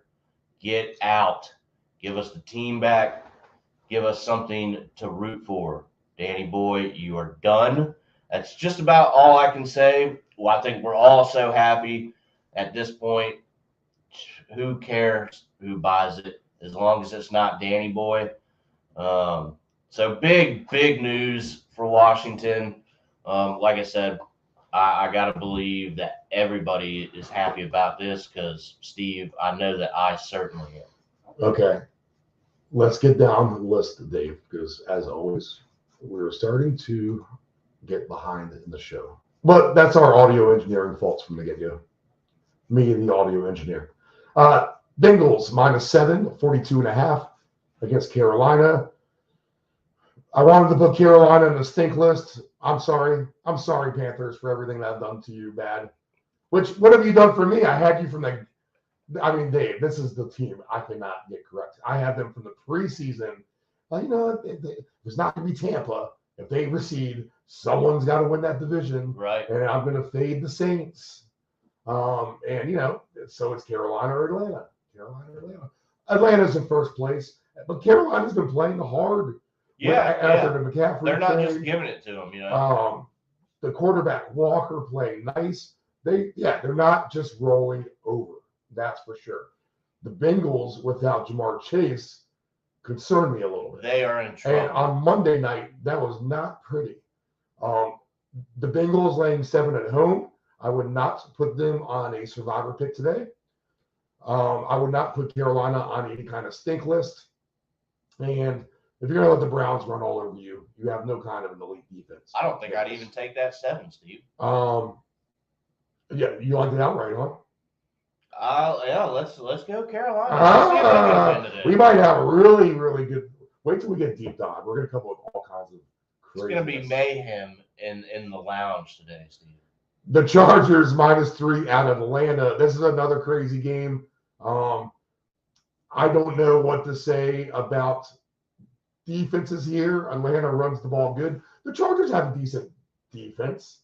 Nothing super great. Lots of injuries. There's no survivor plays for me. No, but I do like this game when we dive. Yes. Raiders and Jaguars. Dave Del Grande loves the Raiders today. If you just tuning in and missed the interview with Dave Del Grande, he says take all the Raiders over anything. Devontae Adams props, et cetera, et cetera, et cetera. And if they do lose, McDaniel may actually get fired. Can you imagine that? Josh McDaniel in his first year getting fired? No kidding. He said there's a lot of hatred for him right now out that way. Any survivor pick? Jaguars have had a nice defense. I even picked them up at fantasy at some point. But vulnerable too as well. I mean, you can't give up 33 points to the Colts or 32 points, whatever it was, 34 points. I can't remember. 3 weeks ago, whatever it was. Anything? No survivors. No survivor for me, Steve. I think we can maybe find some angles. I'm not 100% on this game. Maybe once we come across it, we'll find something. That'll definitely be for the dive. No survivor though. Okay, Seattle Seahawks and Arizona Cardinals. I want to put the Cardinals on a list of stink to be good because they have stunk, but I'm going to actually put them on stink alert list. Yeah. Complete stink alert list, to be honest. Kyler Murray just hasn't shown it to me. And I want a Kyler hater. In fact, you're an Oklahoma fan. I am. So you can probably speak to this well. I was kind of a Kyler backer. He made things exciting, but I don't know, man. I think he's just too short. Yeah, yeah, he is a short guy. I mean, yeah. And you can't see past the tall linemen. I mean, literally, I think that's the problem there. Right. And Geno Smith, I was talking to, let me ask you this. Dave Del Grande and I were talking, and there's the criteria for comeback player of the year. Some people were like, well, what's he coming back from? Why would he win comeback player of the year, Geno Smith? Well, he's coming back from sucking. Right. Forever. And I think that's the ultimate criteria where people want to give it to like the most injured guy who comes back. Right. And the guy who really locked that in was your boy Alex Smith. Yeah. Oh yeah. When he busted that leg and had 27 surgeries or something crazy like that, infection. I don't know. I don't think 27 is the right word, but he had a ton of surgeries. A lot. He almost died. Yeah, he almost died. And yes, that is comeback player of the year. Absolutely. But that's not the only criteria. The next year they gave it to who did they give it to the next year? But he only missed like 5 games from an injury. We're like, what? So let me ask you this, Yeah. Steve, while we're touching on this real quick, as far as the comeback player. Now, he didn't miss, I think, but 4 games, which is just amazing. And I think you could kind of figure out Your what boy, I'm talking about. your running back. Our running back, Brian Robinson Yes. Jr. Yes. out of Alabama, gets shot twice, misses 4 or 5 games, Steve. So 4 weeks. He only misses 4 weeks after being shot twice. Does that come into play? Yeah, absolutely. You make him, especially if he just keeps scoring touchdowns just randomly. You know what I'm saying? And he can run the ball. He runs hard. How do you not root for that story? Some punk ass kid shot him too. Oh yeah. So parents, if your kid's out there running around with a gun, slap their ass. Yep. Seriously. Time for spanking. Okay. Rams, Buccaneers. You put both of these teams on the stink list because the loser of this game goes to the stink list official. Oh, definitely. And that's shocking to say, to be honest, because you were talking about the last 2 Super Bowl champions here, right? I mean, so Rams and Buccaneers. Loser goes to the stink list. Winner gets on the stinky to good list. So not much to win there. Yeah, I know, right? Isn't that crazy we're saying that? But no survivor pick for me. If you think the Chiefs are your survivor pick tonight, and I think your general agreement with everything we're going to say there, Dave, right? Nothing special. No. If you're going to put the Chiefs on survivor list tonight, I would say watch out just because of what me and Dave Del Grande just talked about with the Titans. You just don't make a solid franchise and organization like the Tennessee Titans a 12.5-point dog. You're talking about a team who's in first place with just 2 losses. I mean, I'm not shocked at plus 420 odds if Tennessee wins this game outright. Are you? No, I wouldn't be shocked. I would expect the Chiefs to win, but this could be close. I don't know. We'll see. One handicapper out there who's very notable loves the Chiefs tonight. I'll say that. Gotcha. Ravens, Saints. I think the Saints, because I had them on the automatic stink list, I was fading the Saints all year long until last week, where I took them on the O-line and they crushed it for me. Right. And I can see them crushing the Ravens tomorrow night, to be honest. Wow. I'm not impressed by I'm not impressed by you all. After all these years and all the wins that you have, something about you, man. I don't know what it is. And they've let themselves down in many a big spot already this year. The Saints are playing hard, man.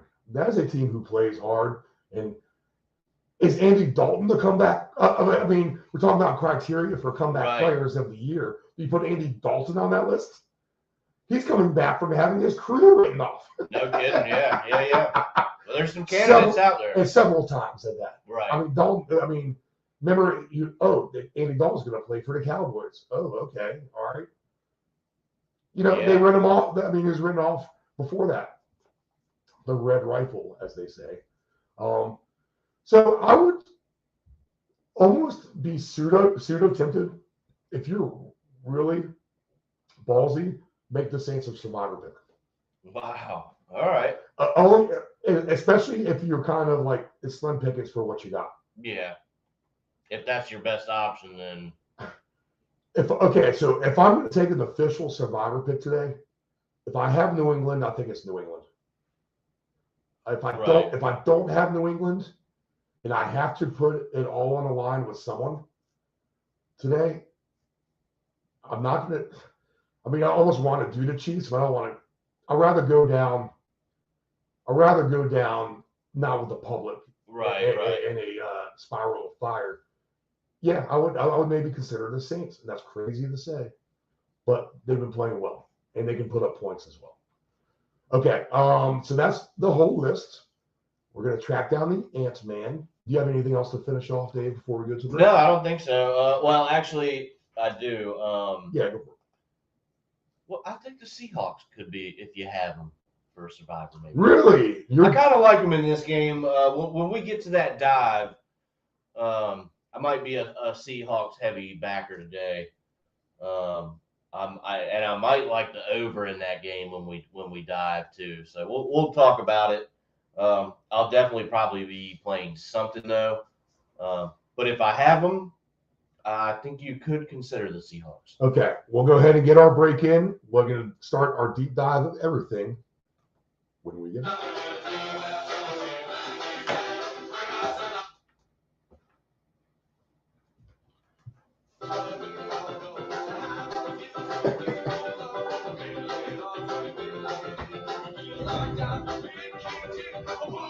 Just pauses by itself.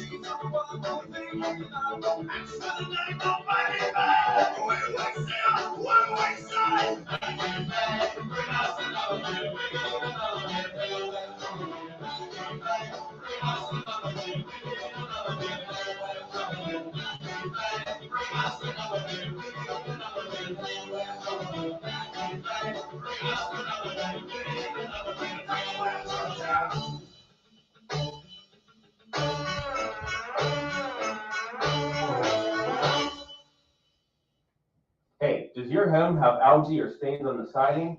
Is there grime built up on your deck or brick patio? Coastal Pressure Washing Services has a warranty of professional services. From pressure washing to window cleaning to deck and fence staining, as well as dryer vent cleaning, you got it all. Call Coastal Pressure Washing at area code 757-439-9810 or visit our website at coastalpressurewashing.net. Again, call Coastal Pressure Washing at area code 757-439-9810 or visit our website at coastalpressurewashing.net. Dependable Solutions can provide all voice-over services for your advanced audio production needs. Think of us as an inexpensive option, no matter what the size of the project is. From one-word cameos to Full Script Productions. Contact Dependable Solutions at 757-354-5517. Control your alcohol. Don't fight. Don't drink and drive. Your one punch could kill someone. It happens. You're behind the wheel.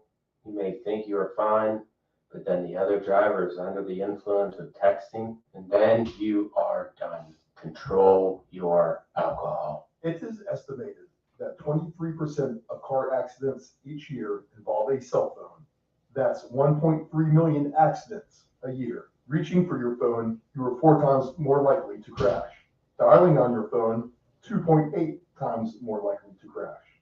And texting on your phone, you are 23 times more likely to crash. Attentive drivers are safe drivers. I am something better.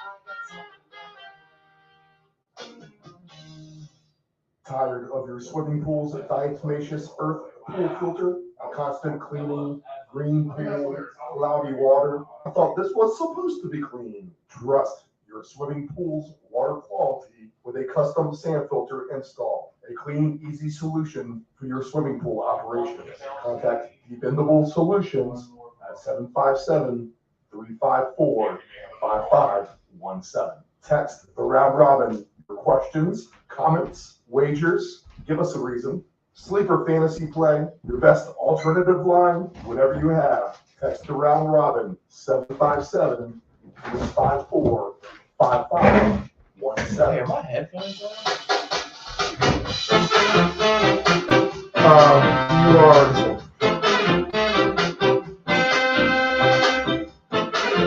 There we go. Where were you, Lisa?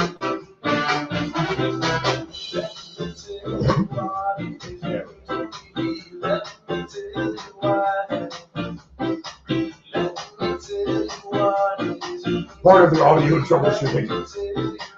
That was, we had to turn down stuff. Right.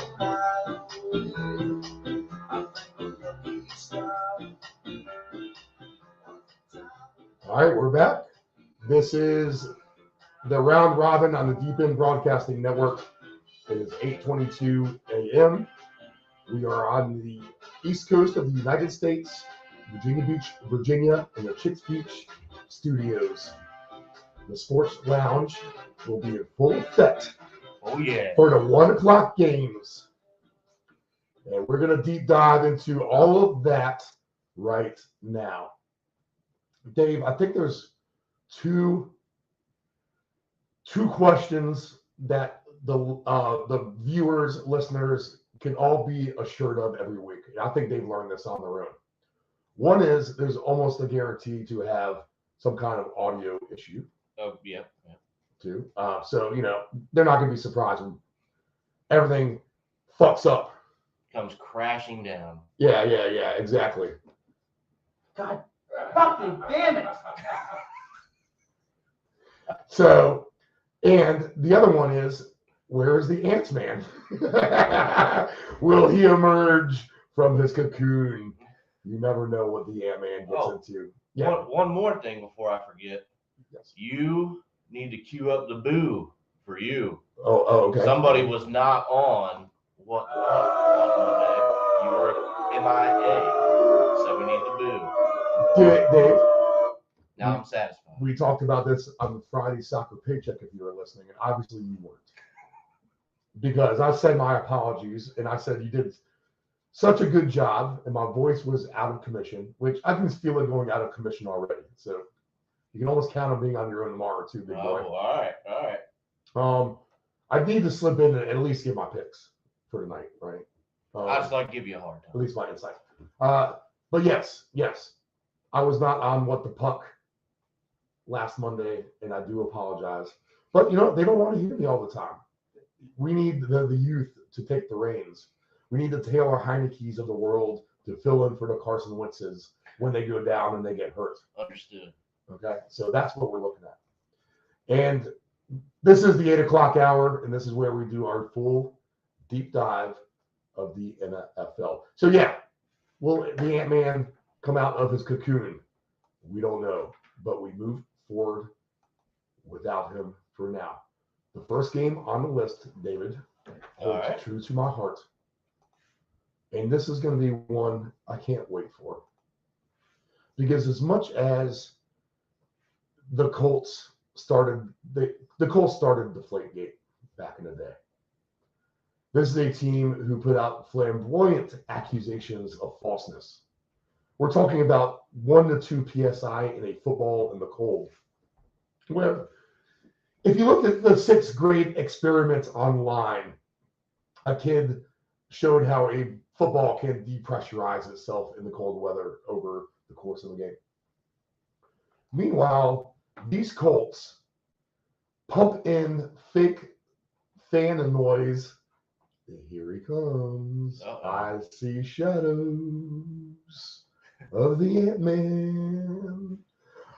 The Colts pump in fake fan noise to make their stadium louder in the old RCA Dome back in the day, or whatever the heck you wanted to call that thing.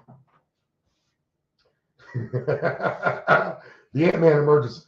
There he is. So the Colts are the initial. They're the real cheaters, David. There were no deflated footballs. It was all fake fan noise in Indianapolis. And with the spread of minus 40.5, over under 40.5, it is Bill Belichick against Frank Reich and Texas, who you can't stand because you're an Oklahoma fan. Right. Sam Ellinger. Okay, yeah, you got the number? I'll get there. 10-4. Yep. Dan Mann's got priming up. I'm going to lay this alternate number with the Pats all day, to be honest. And when I look at the number for alternate spread for New England,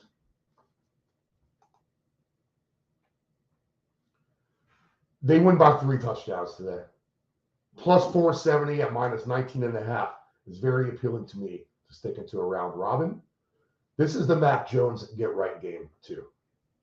And this is going to be like the bully picking on the nerdy kid in the hallway who takes his lunch money. That's what Belichick's going to do today. So I'm going to look for Patriots all line when we do our official picks. You can go ahead and put that in for me as well. Give me your 2 cents on this. Yeah, so I remember, Steve, we talked about it this morning a little bit while Del Grande was on. I wanted to move the spread last night, but for whatever, the book was not letting me. So now I have the opportunity to do that. And while I know that they are your Pats, they are not mine. So I am not going to move it that high. I'm going to go to 12.5 at plus 213. So I know I know our style with the minimum for the maximum, but I'm going to bring it down just a little bit, Steve. I'm still getting 200 plus positivity out of this. So I'm going to go, well, I was going to go 12.5. I might as well go 13.5 and just make it 2 touchdowns for plus 236. I wanted to move it last night. It wouldn't let me. Now it is. And I'm going to go ahead and put a check mark on that. Okay. I'm looking at anytime touchdown scores in the Patriots and Colts game. And I'm going to also, I think all of these are live and possible, and I love all the prices. I think Damian Harris at plus 200 is an option. I think the New England defense at plus 600 is an option. And I would be willing to take the same price at plus 600 for Jonnu Smith today to have a touchdown. I think they need to get him involved more. I think they need to get all the tight ends involved more. Right. You see how successful they can be when Hunter Henry has a good game. So let's get both of these guys involved, Mac. And, you like to throw a little intermediate routes anyway. It might as well be to the tight ends. Right. Let's get those guys going. So I'm going to look for a Patriots alternate line. I'm going to look for those touchdown scores as well. I think this game, I'm worried about the Colts scoring. Otherwise, I would look at some kind of alternate over 40.5 points. If you want to try to climb over 50 points, though, because if I'm going to get my 20-point blowout, then the Pats are going to hang 31-35 by themselves, right? So that's going to tell you that's going to be somewhat of an alternate game if the Colts can at least get their couple of scores. So if I'm going to go alternate over in the Pats game, just to get to 51.5 is at plus 390, actually.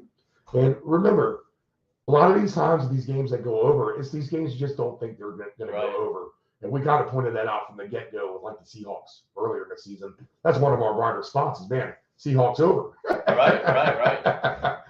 So I would look with something like that. Any kind of props? No, I think you covered the props pretty well. I like the overplay. I was thinking about it earlier just because it is 40.5 for me.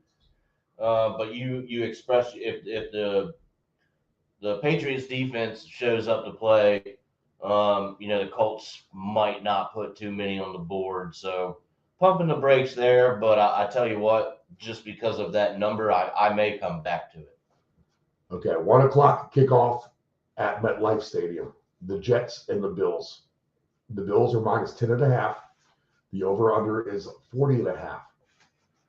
I honestly just have not put much thought into this game this week at all. I will say this. From the get-go and on this show, documented, I've had the Buffalo Bills as the potential bookie slaughter team. Are they like the Manning Colts who are going to win, 49-10 every game? the Randy Moss Brady Patriots who blew everyone out that season to the point where they were like 24.5-point favorites in the NFL football games, which is ridiculous. That's right? insane. Yeah. Over the Eagles on a Sunday night game. I remember the Pats only won by 3 when they were 24.5-point favorites. So let that be a lesson to people out there. So the Bills minus 10.5. This spread is down a point. I haven't put much thought into this besides the fact that I just had the Bills on bookie slaughter watch, but I've taken them off. I'm not invested in that thought like I was at the beginning of the season. Right. I think they are actually vulnerable.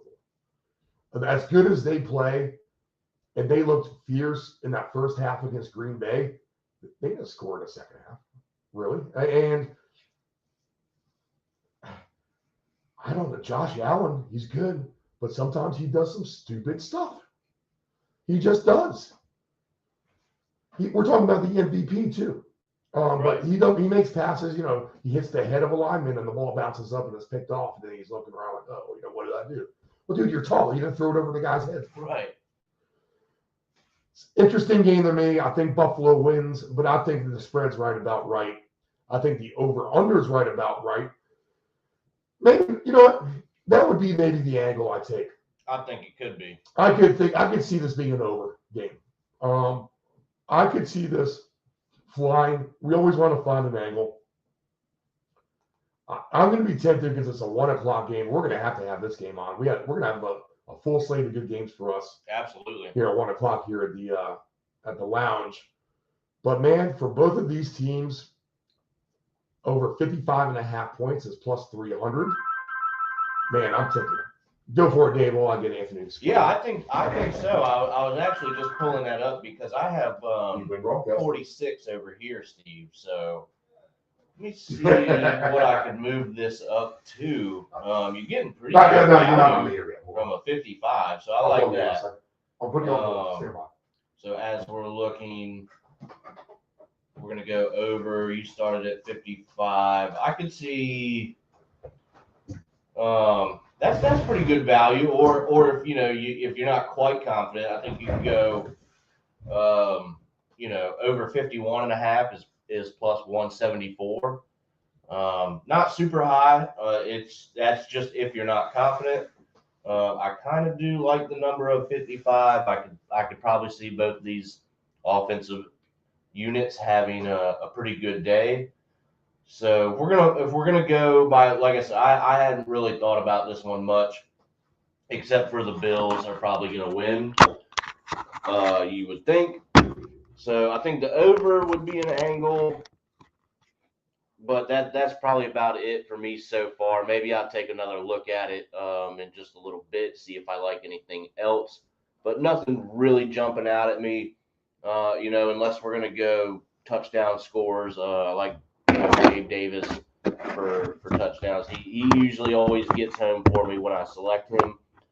So that could be something to keep an eye on as well. And Steve, real quick as well, I have another weekly special for you. Ooh. So we're going Josh Allen, 300 plus yards, passing yards. Josh Allen, 40 plus rushing yards. And Josh Allen to sneak it in when they get to the goal line. 1+ rushing touchdown for plus 700. Well, all right, repeat that one more time, Dave. Josh Allen, 300 plus passing yards. Okay. Allen, 40 plus rushing yards and 1 rushing touchdown. That's a Nephew Dave first super special of the day. I believe we have on the line now, Nephew David, the Ant-Man. Ant-Man. Live. Ant-Man, you back with us?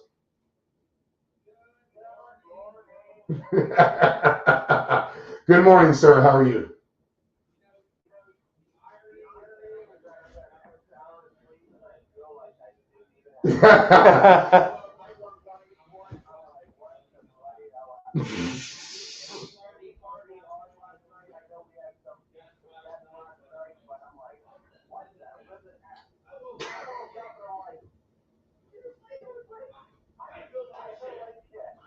It's such a vicious repeat cycle on these Saturdays lately. Sunday before the show.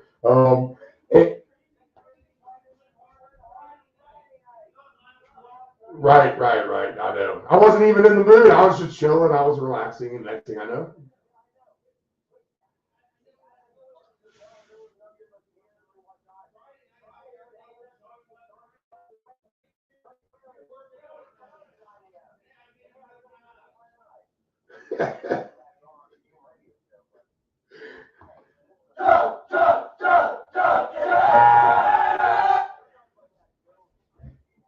Yes.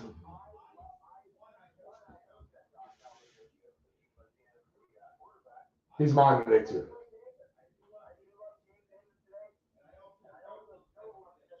Did you? I don't know if this is up to date, but like 2 weeks ago, Gabe Davis was in the top 5 of opportunities. Did you see that? Like he just not throwing him the ball. Isn't that crazy? No. Like league wide, not getting opportunities. He was top 5.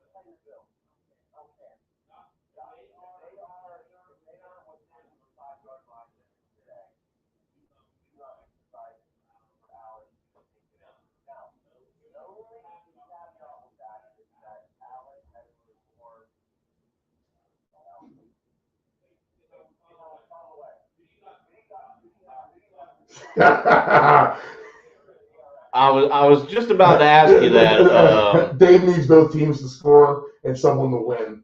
I need Arsenal to win by 3 goals. Chelsea and Arsenal. Is there a score?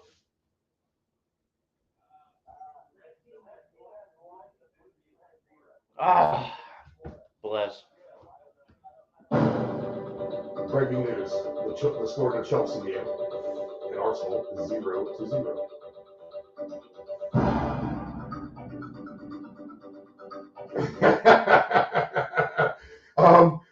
Anthony, we're coming up on the break real quick, but give me a quick weather. What do you got for the weather in these 2 games, and what injuries do you got? I'm rewinding to the Patriots and Colts, and you can give me your 2 cents on the Pats Colts, because me and Dave did already as well. Yeah, great everywhere. That's what I was told everybody. Go ahead.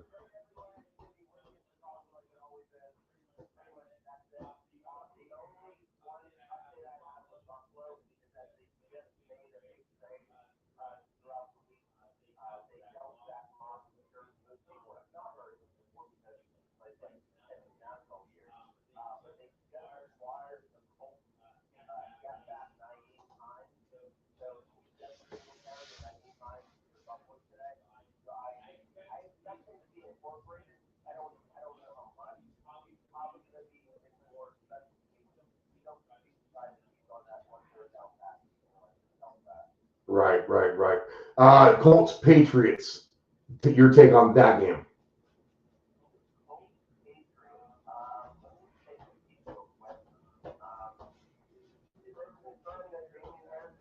He's in. He's a 2-1 touchdown scorer, which I've already given out as a pick at an anytime touchdown score at 2-1.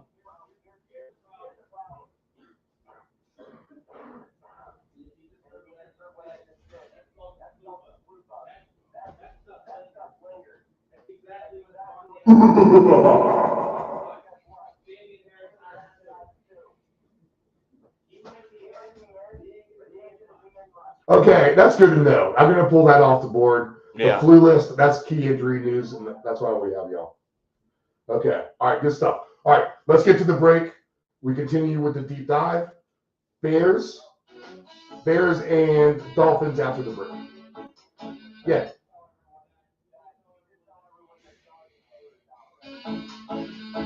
Jonathan Taylor is out. Yes. No, I did not tell everyone that. I thought that was a natural assumption. That happened a few days ago. But yes, if I was a good host, I would have brought that up, which I'm not.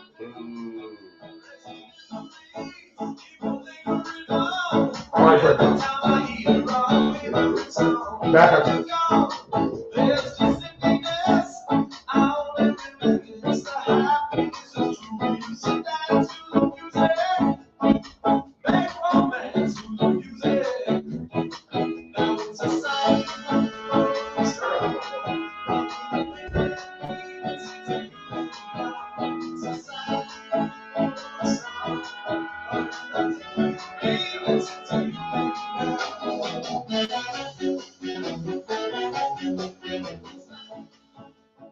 Control your alcohol. Don't fight.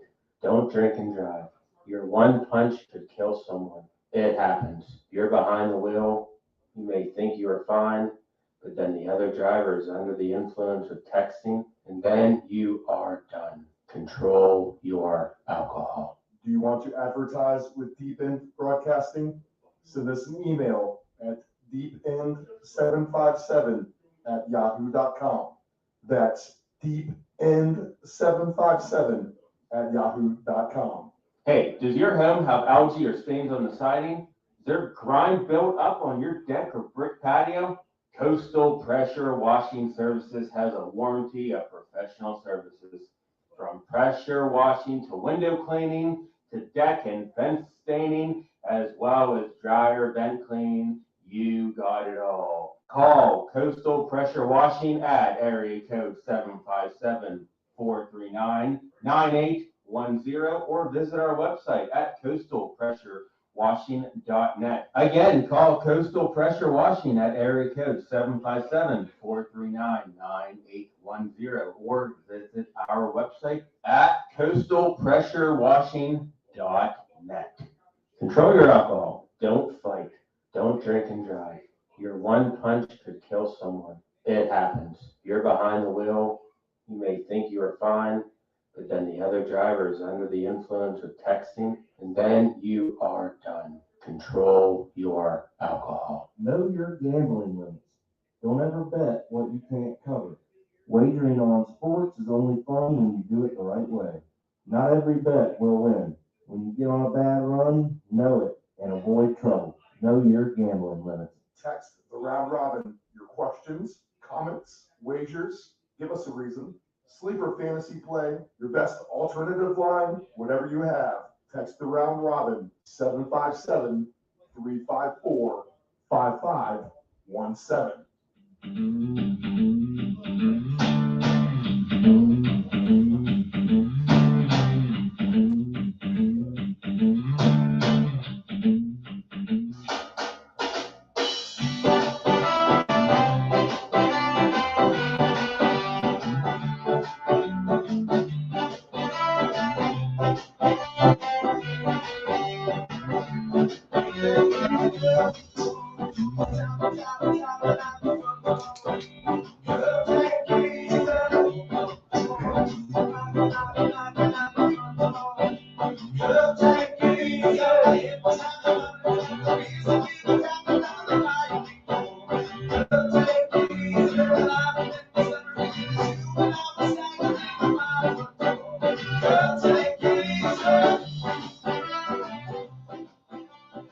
All right, we are back.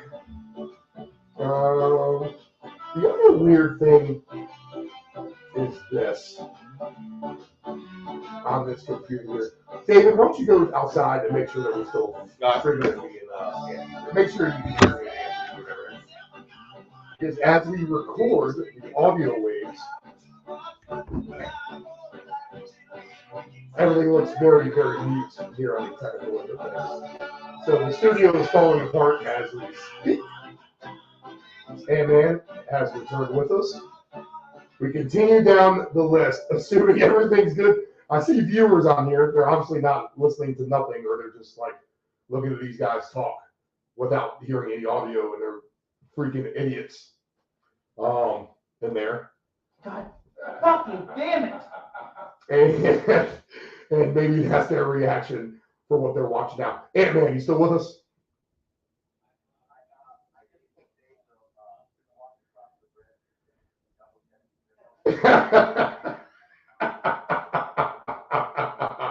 Hysterical. Dolphins, Bears, updated line here. Let's see where we stand with the sports book. We need to make sure we get fresh lines. You said it's windy in Chicago, Anthony, as always. Give me a wind speed. Give me a wind speed. 8 knots, 15 knots.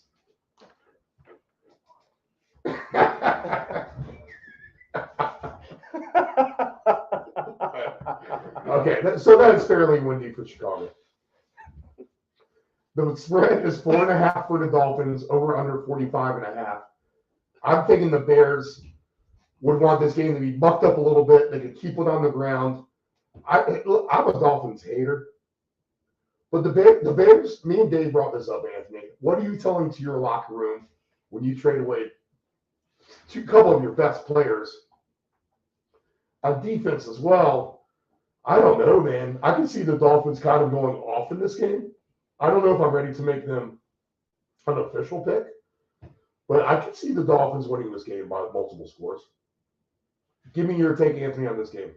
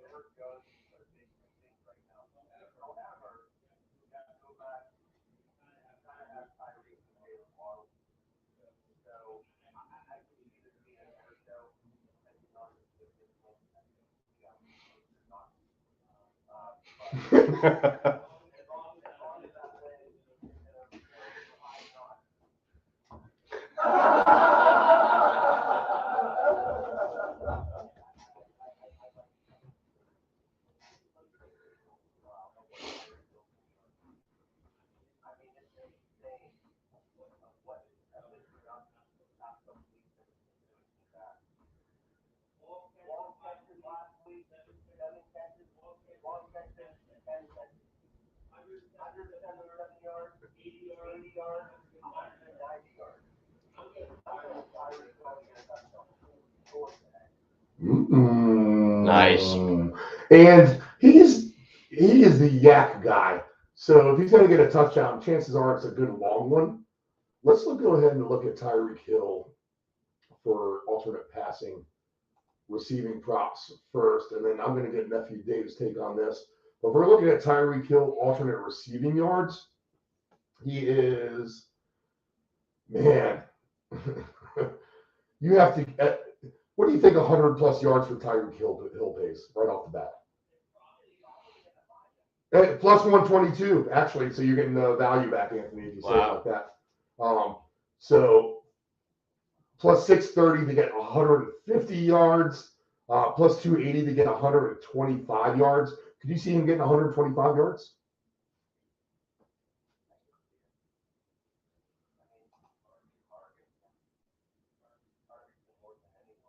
His over-under for receptions is 7.5 yards, or plus 114.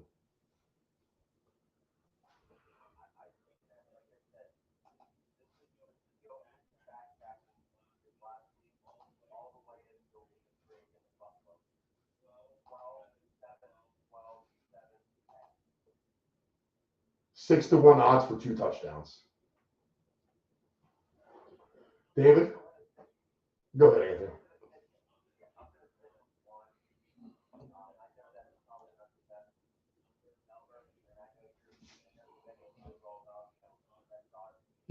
There's better plays on the board. Gotcha.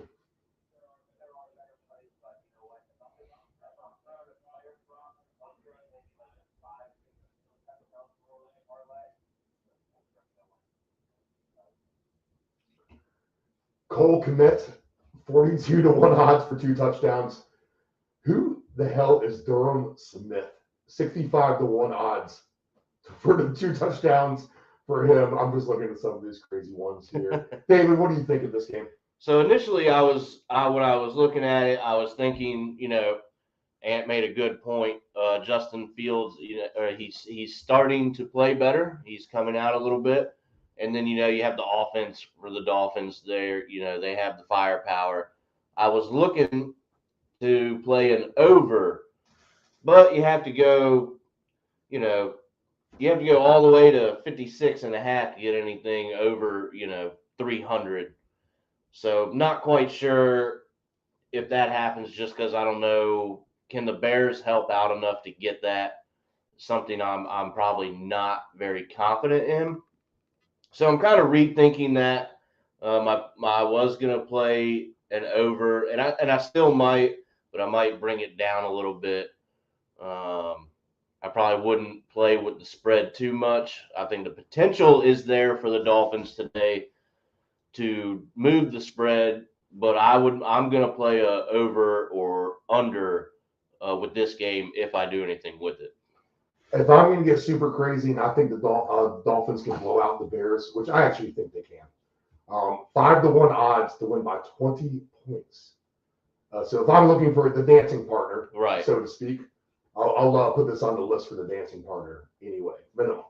On that note. All right, boys, anything else on this one? I don't think so.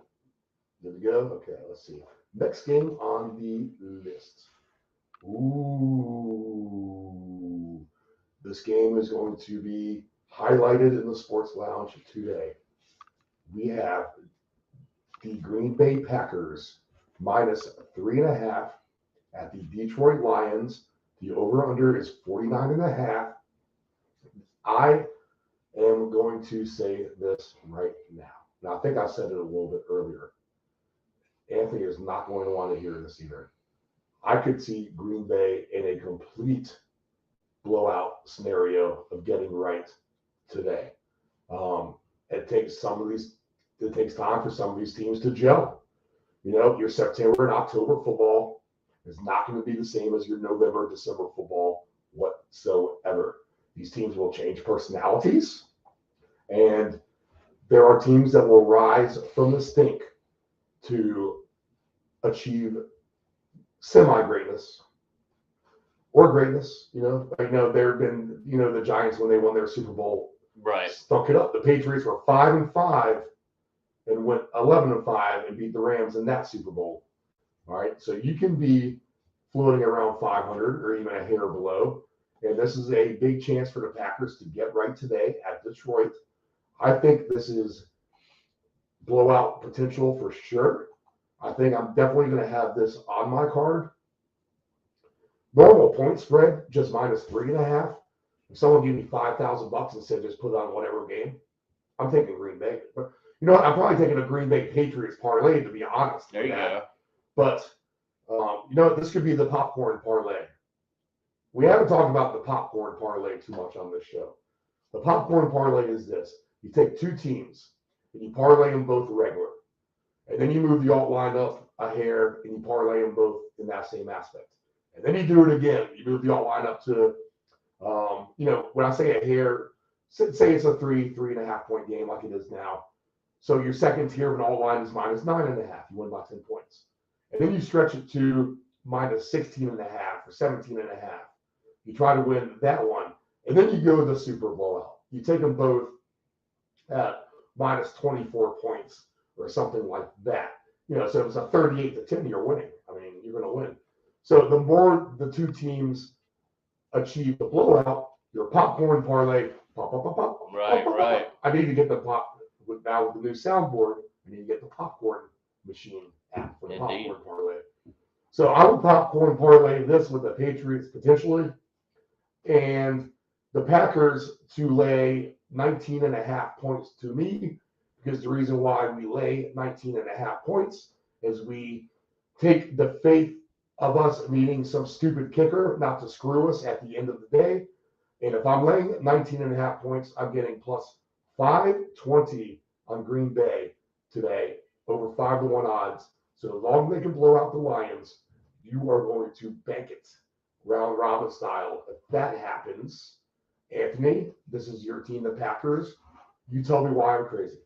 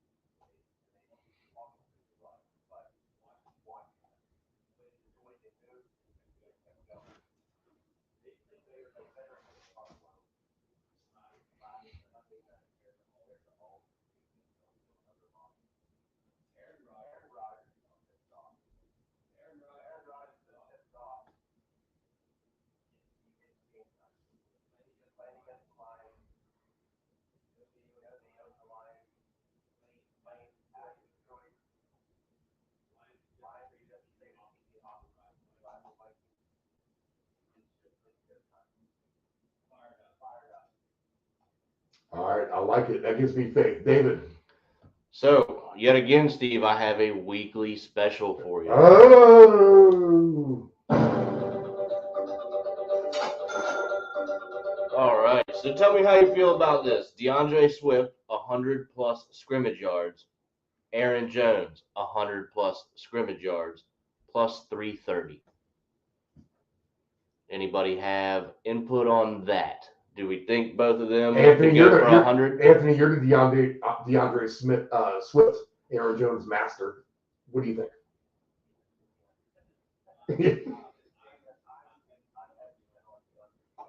All right.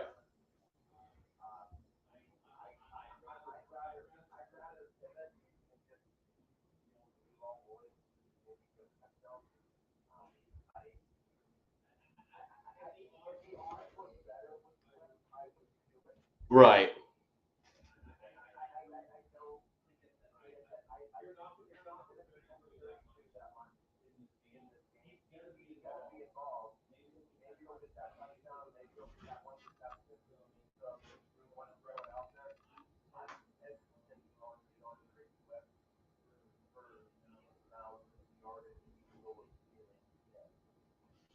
Good to know. All right. All right, interesting notes. If we look at some more props for this game, I'm going to go to the 2 touchdown scores. And if we're going to talk about the Green Bay blowout, I'm going to be tempted to take Romeo Dobbs at 10-1 odds for 2 touchdowns. Lazard is also 10-1. I just feel like Dobbs, he has shown his flashes. Yes, he's dropped the ball here or there or whatever. He is a rookie. If there's going to be a game to where, man, the Detroit defense can make you look like a superstar. They really, really can. 10-1 odds, Anthony. Do you like that for Dobbs?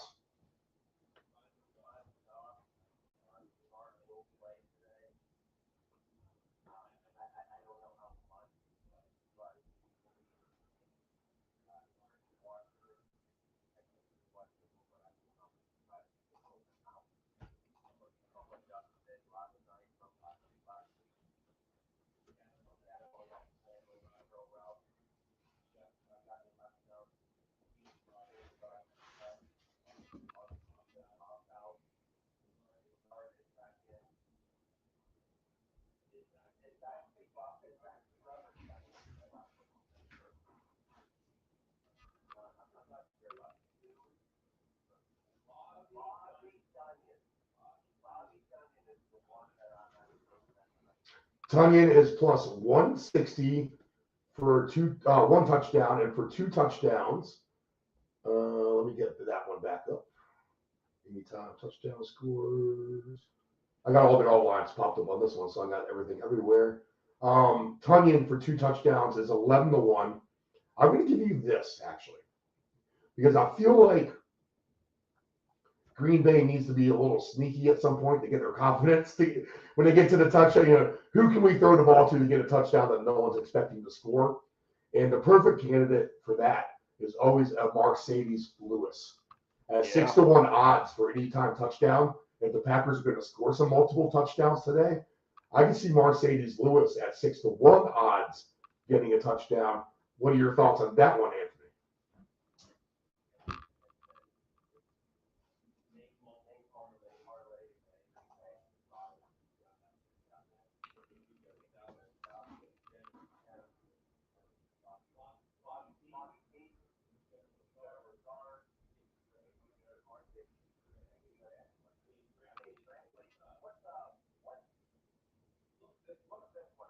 Yep. Oh. Let's see.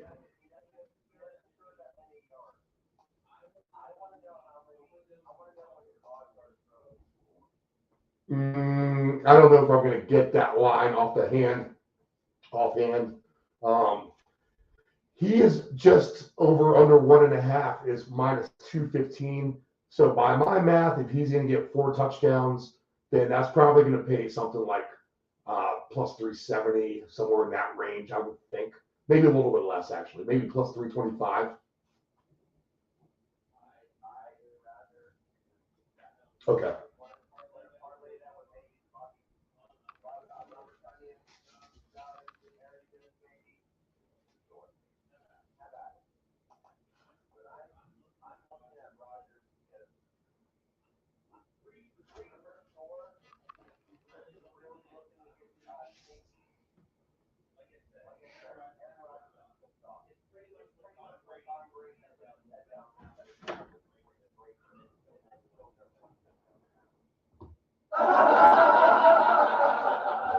Lay it down and smack 'em, yak 'em.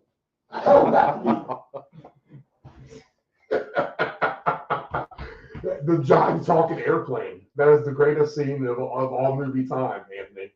I'm going to have to play it for you during the break. It's hysterical. Oh, yeah. No.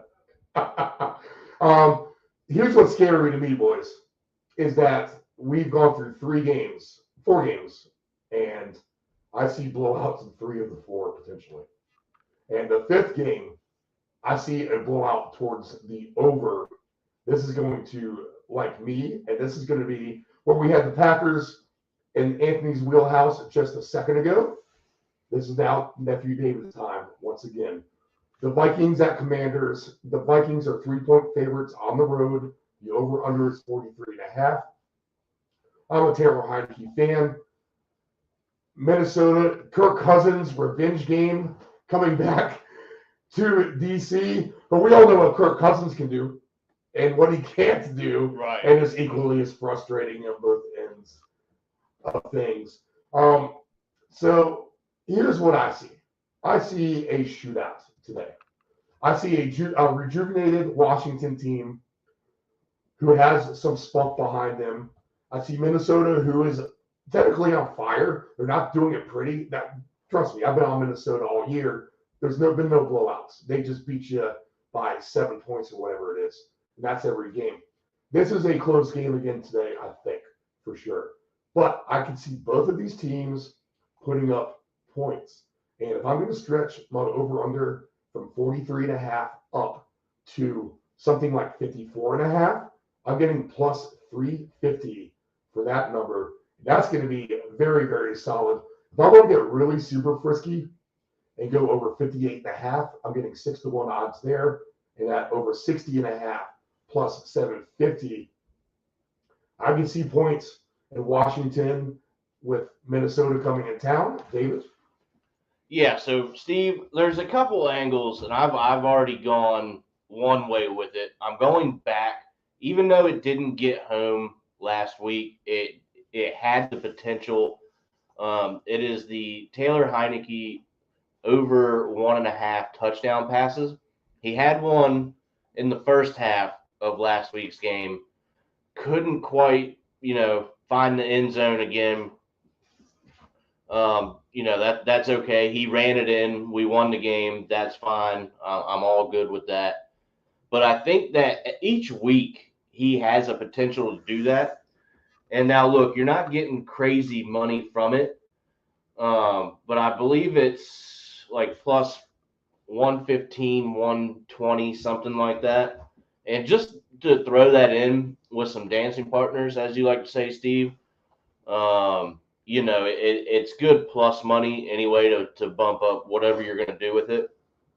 And then I am building a touchdown scorers parlay as we move along here. And I just put Scary Terry McLaurin on it. So just for one, he's at plus 180.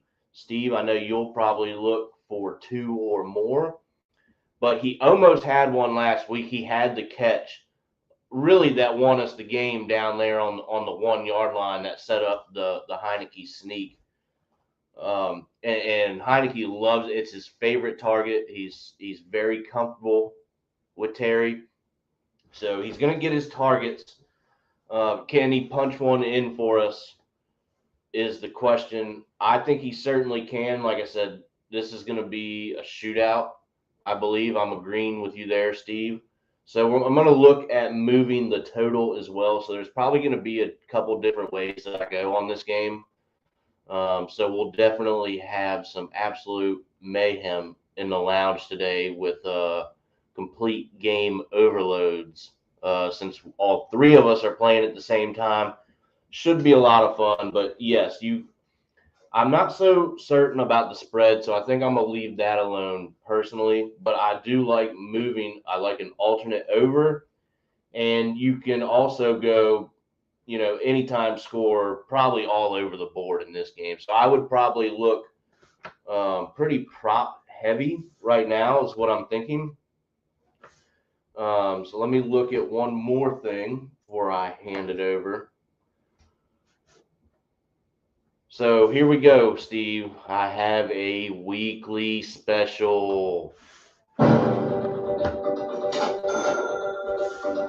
So this weekly special here is Dalvin Cook for 100 plus rushing yards and Scary Terry McLaurin for 100 plus receiving yards at plus 900. Wow. Okay. So that is we'll get to the break after this game. So 9-1 odds for 100 yards for McLaurin and 100 yards for Cook on the ground. Yep. What do you think about that, Anthony?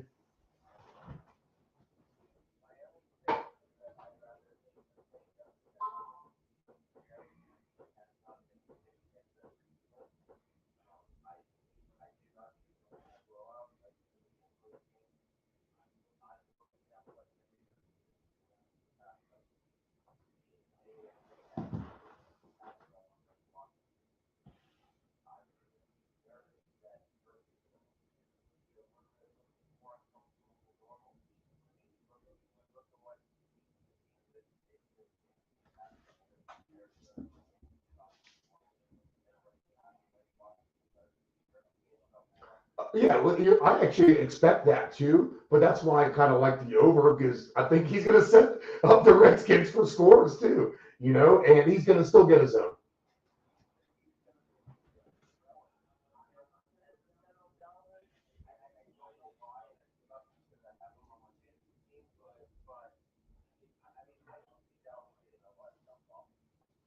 Okay, so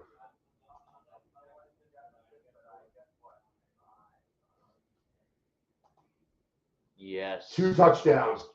Justin Jefferson plus 550. Dalvin Cook plus 600. Scary Terry plus 1200. Whoa. Antonio Gibson plus 1500. Thielen plus 1500. Hawkinson for his new team 21-1 odds. Logan Thomas for 2 touchdowns at 65-1 odds. Interesting there. What's Logan Thomas on an anytime touchdown? Because that would actually kind of get my attention, to be honest. 5-1 odds for Logan Thomas to get a touchdown today. So if you're looking for simple value for just one thing to happen, putting some things together, I would maybe take a chance on that. I'm going to tell you this. Logan Thomas at plus 500. It's going to get a touchdown before TJ Hawkinson at plus 270, at least in my opinion. McLaurin is plus 180 for one touchdown. And I took it. Okay. Anthony?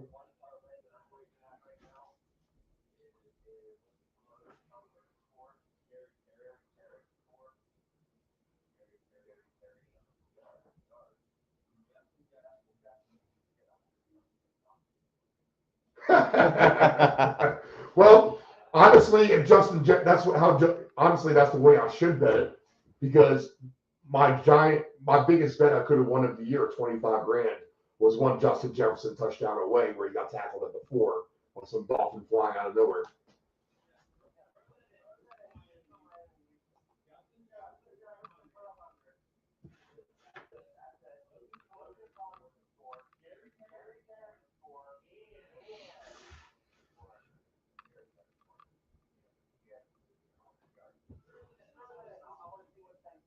Okay, hold on. All right. And then I'll throw that in. So let's go ahead and say that one more time. Anytime touchdowns, who do you got? Okay.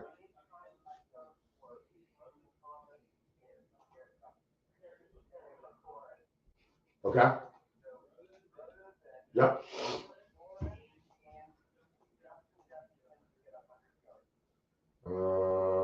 Okay, got you. Hold on. It is getting there. Justin Jefferson over 100. That same game parlay, $10 pays $922. Not bad. Kind of like that, actually. So Logan Thomas, Terry McLaurin, anytime touchdowns. McLaurin over 100 yards. Justin Jefferson over 100 yards. Okay, let's go ahead and take our last break. We're going to come back and zip through. This has a ball, so it's kind of weird. Yeah. I don't even know why it's doing that. Me either. If you want a shitty job, people. If you want a shitty job, you become audio engineer. We'll be back up.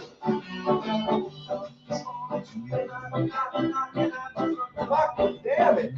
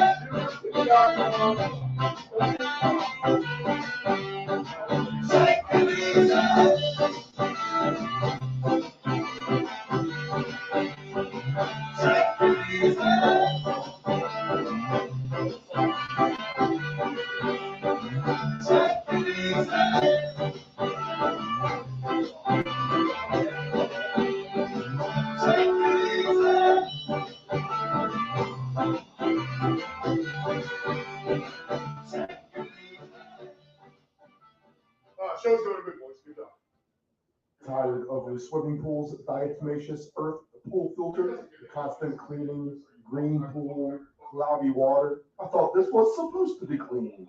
Trust your swimming pool's water quality with a custom sand filter installed. A clean, easy solution for your swimming pool operations. Contact Dependable Solutions at 757-354-5517. Dependable Solutions can provide all voice-over services for your advanced audio production needs. Think of us as an inexpensive option, no matter what the size of the project is. From one-word cameos to full-script productions, contact Dependable Solutions at 757-354-5517. Hey, does your home have algae or stains on the siding? Is there grime built up on your deck or brick patio? Coastal Pressure Washing Services has a warranty of professional services. From pressure washing to window cleaning to deck and fence staining, as well as dryer vent cleaning, you got it all. Call Coastal Pressure Washing at area code 757-439-9810 or visit our website at coastalpressurewashing.net. Again, call Coastal Pressure Washing at area code 757-439-9810 or visit our website at coastalpressurewashing.net. Control your alcohol. Don't fight it. Don't drink and drive. Your one punch could kill someone. It happens. You're behind the wheel. You may think you are fine, but then the other driver is under the influence of texting, and then you are done. Control your alcohol. Know your gambling limits. Don't ever bet what you can't cover. Wagering on sports is only fun when you do it the right way. Not every bet will win. When you get on a bad run, know it and avoid trouble. Know your gambling limits. It is estimated that 23% of car accidents each year involve a cell phone. That's 1.3 million accidents a year. Reaching for your phone, you are 4 times more likely to crash. Dialing on your phone, 2.8 times more likely to crash. And texting on your phone, you are 23 times more likely to crash. Ticket drivers are safe drivers. I am something better. This is the Deep End Broadcasting Network.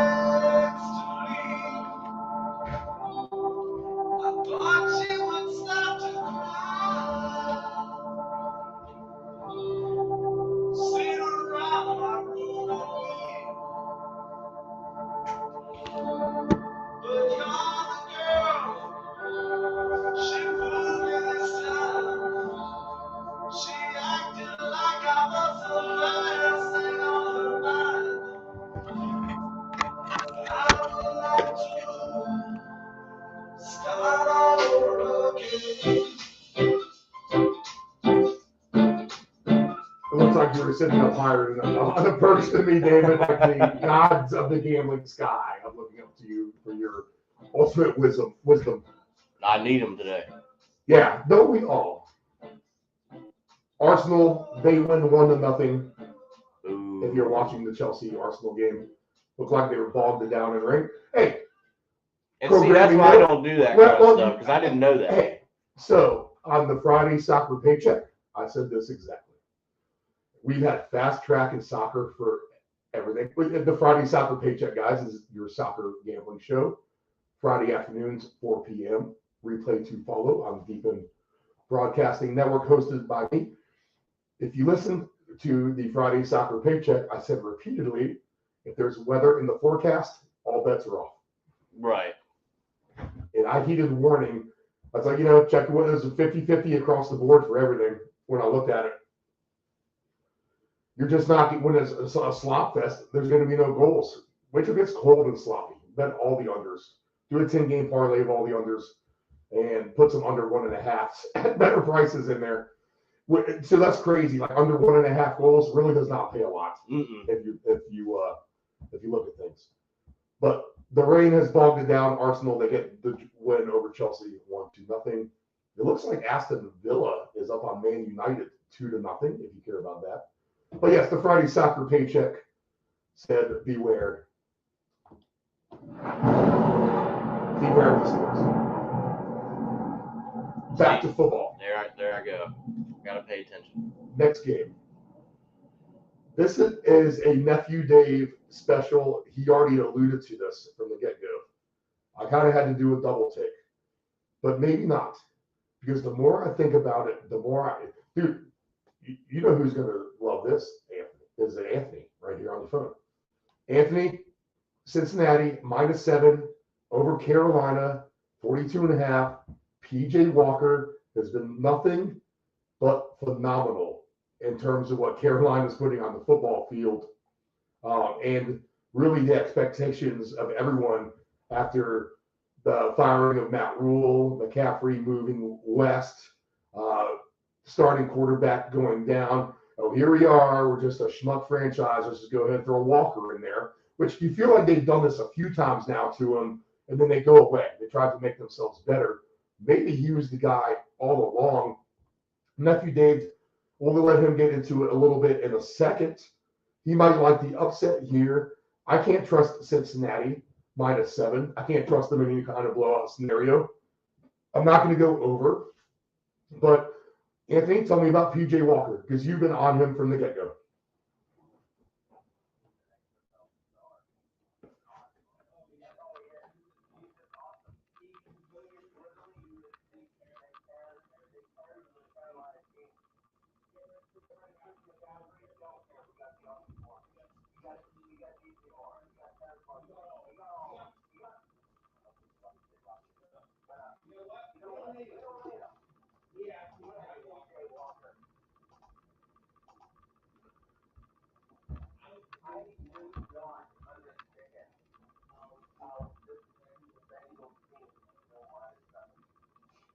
Yeah, so this spread's completely off. That's crazy to me.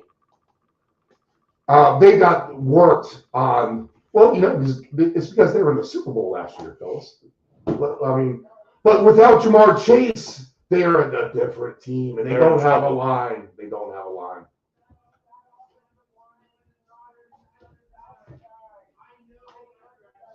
No, they're as bad as advertised because they were never advertised to be good. That's the one improvement.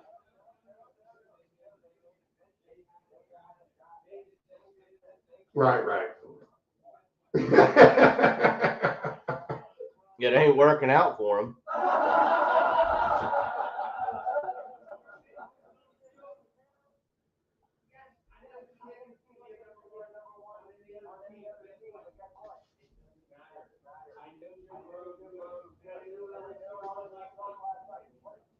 They're fantastic, yeah. We talked about that. We did. In detail, yeah.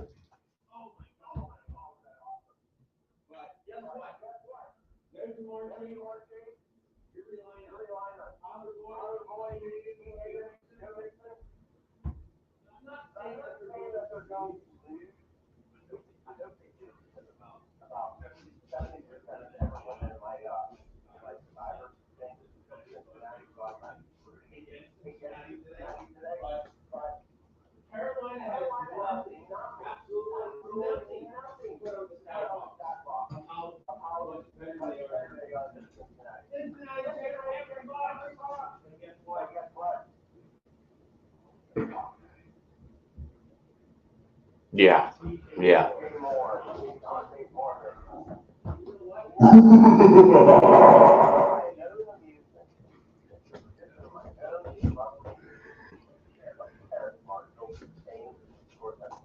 Terrace Marshall. I have him at +275.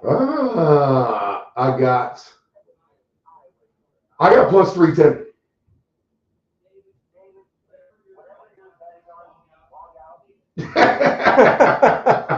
He finds better odds than us sometimes, though, Anthony.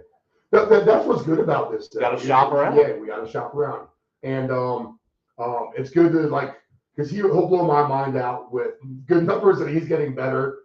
And man, sometimes it's way better. We're talking, this guy's only 21-1. Well, I got 35-1. Yeah. So it's markedly better. But Terrace Marshall's plus 310. You know who I'm looking at for anytime touchdown today? And I have no idea why. I'm just going to check the box because I'm going to do my stupid random parlay anyway. I don't even know who Tommy Tremble plays for at 7-1, but I'm going to put him in something today. Yeah, there you go. That's a pick. Yes, PJ Walker will find him. Okay, so if I'm going to do my tight end parlay of Logan Thomas, Mercedes Lewis, and Tommy Tremble, that's it. That's the best. That's the one. That is the one.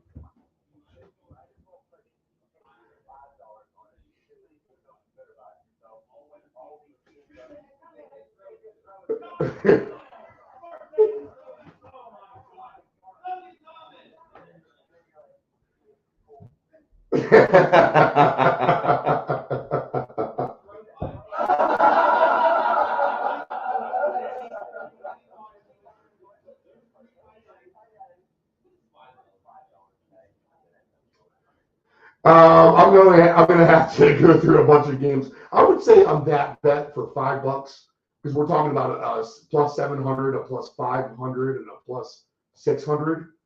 So in my mind of my expertise of gambling, I'm gonna say that $5 parlay is probably gonna pay something like $2,000, low 2000s.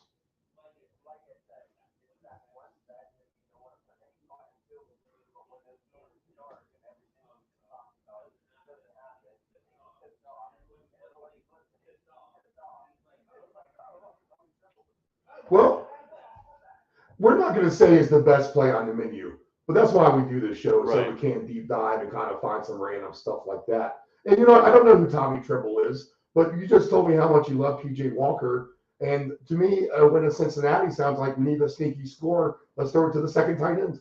Yeah, I could, yeah. And why not? I mean, who else are you going to take in this game? What do you think of PJ Walker at 10-1 odds for anytime touchdown?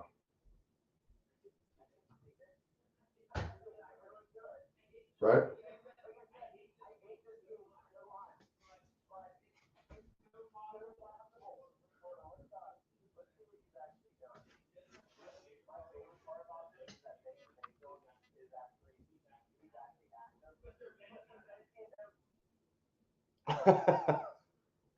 No, he's done that. They're done with him. Yeah. Baker is a backup quarterback in the NFL. He that's what he is now, and that's today, the first day. The first day, yep. I mean, I don't know if he was active last week or not, but I don't think he was. But this is Baker Mayfield's first day of being a backup quarterback for the rest of his career. Gonna happen, I think. So you guys have me. Maybe it's the one fireball shot. I had to calm my nerves after audio technical difficulties.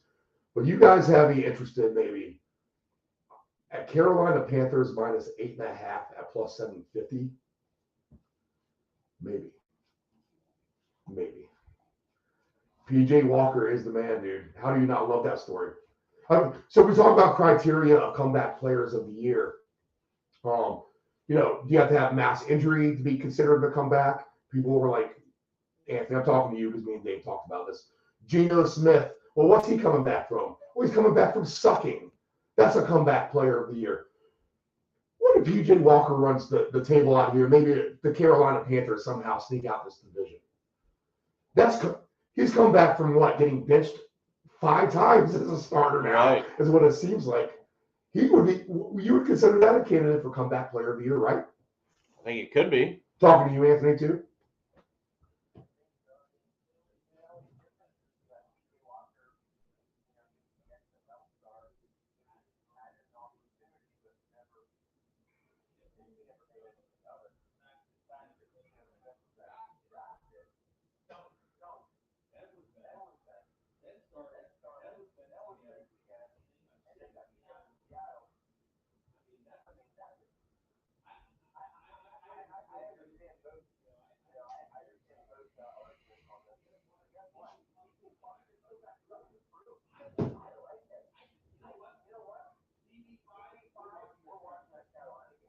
Yeah, exactly.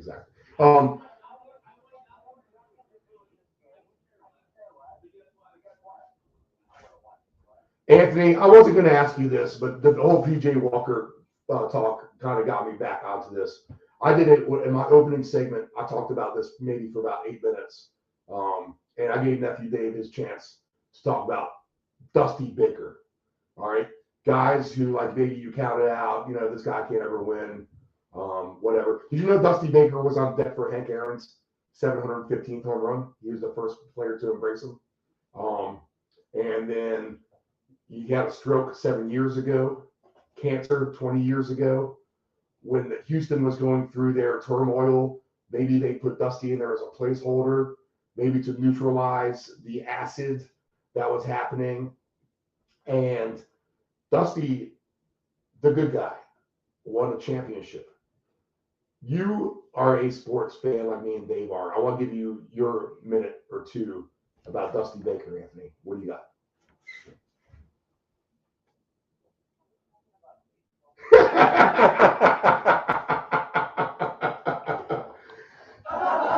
Dusty Baker's not, I mean, he's a PJ Walker, but a manager. But you know what I'm saying? Right? Okay, never mind. Raiders and Jaguars. The Raiders are -2.5. Go. Yes.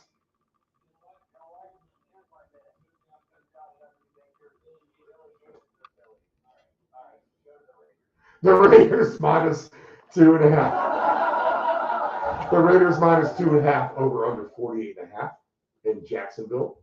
Dave Del Grande is all over the Raider props today.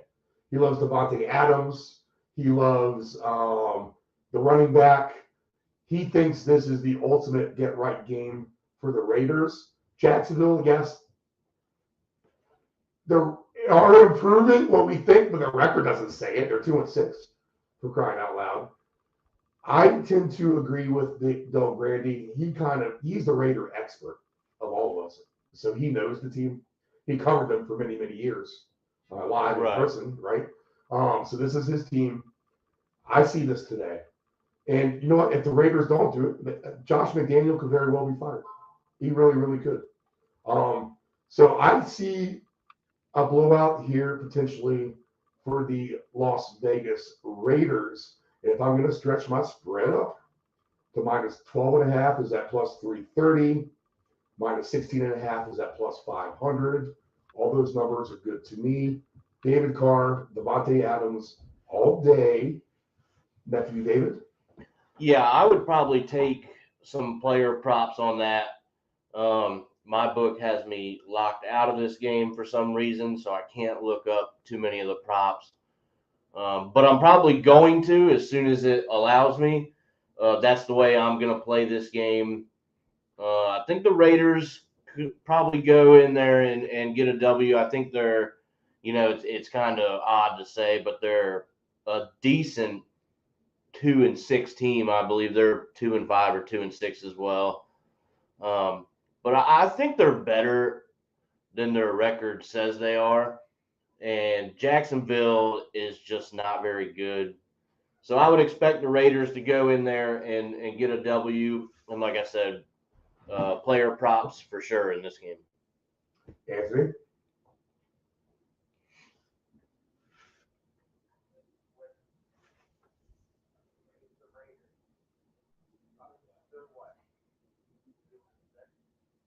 The Raiders' record is 2, and they have the bye week, so 2-5.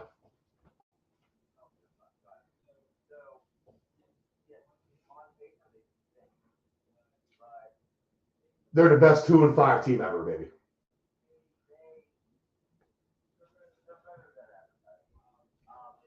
And I bet against them last week too. I had the Saints, and I like the Raiders today. Go ahead, sorry.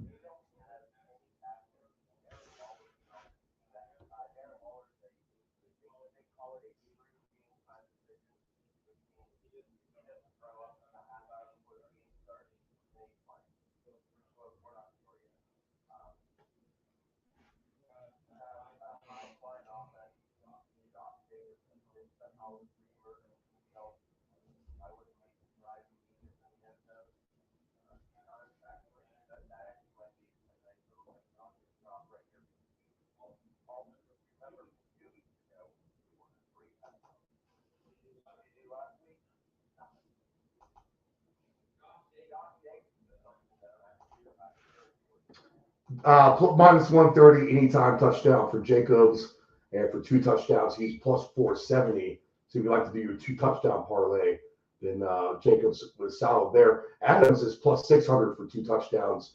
That's cheap by Devontae Adams standards, to be honest.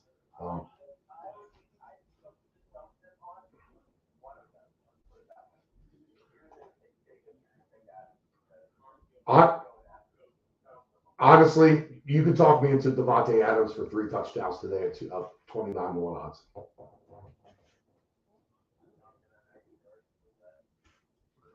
That actually might be something I have to mess around with. So I'll take a look at that when I get off the air. Okay, so we all like the Raider props, and Jacksonville is definitely on blowout alert. That is the last of the 1 o'clock games to the desert in Arizona. Did you cover the Falcons game? No, I did skip over that, Nephew Dave. Thank you, Nephew Dave. See, so Anthony, when we were in Green Bay broadcasting live, we have the Commanders expert in studio running the whole operation, and we did not talk about the Cowboy Washington game at all. Did you know that? Unacceptable.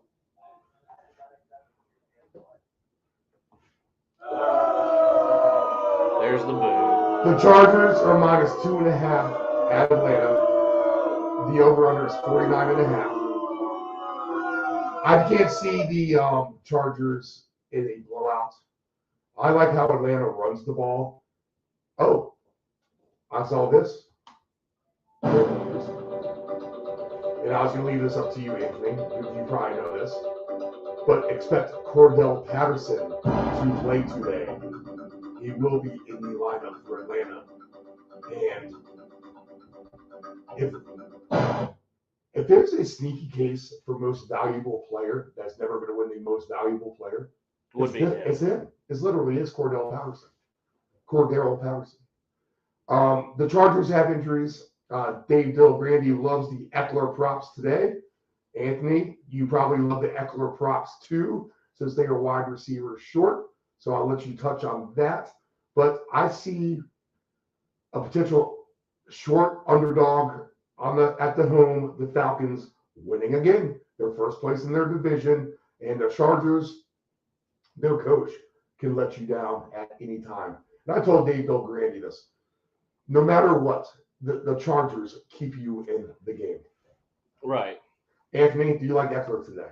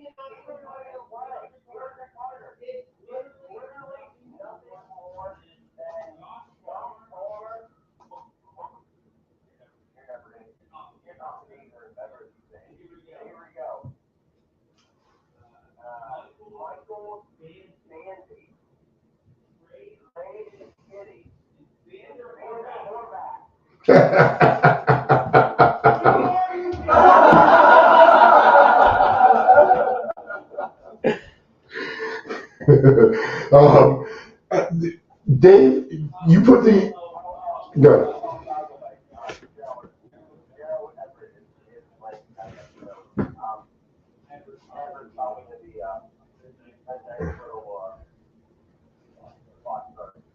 So are you telling me put him with Logan Thomas, Mercedes Lewis, and Tommy Tremble? Is that what you're telling me, Anthony?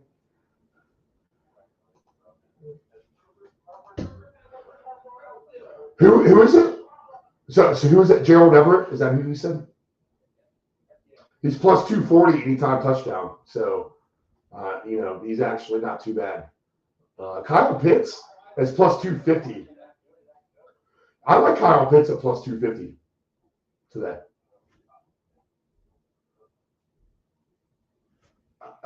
He's shown slight flashes. Drake London plus 260. Let's see. Atlanta defense plus 750. Man, this is, who are these Charger guys playing when I look at this lineup? Dave, do you like Atlanta, don't you? Yeah, actually, I do today, Steve. Not that I'm saying they're a great team, but they are picking it up. They're winning what is right now a weak division. But I just think they're kind of on the upswing. And I feel like in this game with, all the injuries just listed by the Ant-Man, I think the Chargers are vulnerable. And I think that you can get, good value out of this. The Falcons are at plus 125 on the money line. You can go into touchdown scores and props and find some things definitely for Atlanta. And I do have, although I'm a little bit weary now hearing about all the injuries for the Chargers, but I do have a weekly special. So here it is. It's Justin Herbert, 275 passing yards, and Eckler for 75 plus rush yards, and that's at plus 500. So I'm intrigued by that, but I'm a little bit weary hearing that Herbert has nobody to throw to. So I think there's definitely some angles in here, but I do like the Falcons today. I mean, you always like Herbert because he's a good quarterback. Yeah. We say, where everyone's crowning this guy super glorious, I'm going to be a hair reluctant at this point. I drafted him in my fantasy team. Right. I had him too. He hasn't done anything special. He just hasn't. I don't know, man. I like Atlanta, I think, with you, Dave, to be honest. And if I'm going to go Atlanta at home, because the Chargers are going to be a one-trick pony with Eckler, then I'm going to, the Falcons could come out hot and heavy. And if they do, we've seen San Diego get blown out by Jacksonville, Seattle. I mean, they've been blown out. Right. Not only do they keep you in the game, they can let you blow them out as well. Minus 12.5 points for Atlanta is plus 520 today. That's juicy. So you're just talking about a team to win by 2 scores. Right. Which can easily happen. They're the home team. So at plus 560, you guys are going to tip me on Atlanta there. Next game on the slate. Now we go to the 4 o'clock, Steve. There we go. Seattle at Arizona. Del Grande earlier loves the super over. Cardinals maybe hitting a stride at home. Geno Smith, we talked about him plenty. He's been nothing less than phenomenal for the Seahawks. I'm looking at this to go alternate over. You can get to, if I do a super over in this game of over 59.5 points, we're looking at plus 330. But the one I'm going to go back to again, and me and Bill Grande talked about this as well, and we played it last week. I think even Anthony jumped on. Anytime touchdown, just one touchdown, not 2, just 1, then Robbie Anderson is paying plus 850. They traded for him for a reason. I mean, are they going to use him or not? So plus 850 for Robbie Anderson just to get 1 touchdown. I think you're going to sell me on that. He's 95 to 1 for 2 touchdowns. I like a lot of points. Anthony, what do you think?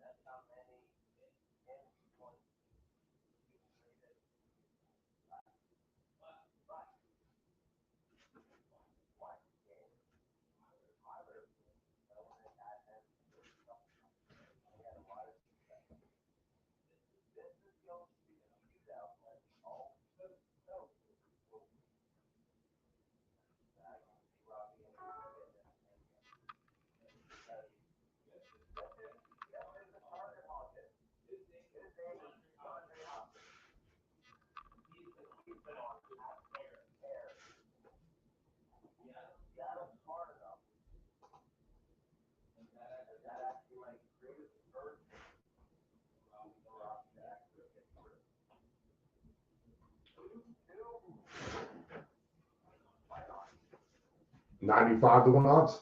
How about the parlay of Robbie Anderson? 95 to 1 odds for Anderson for 2 touchdowns.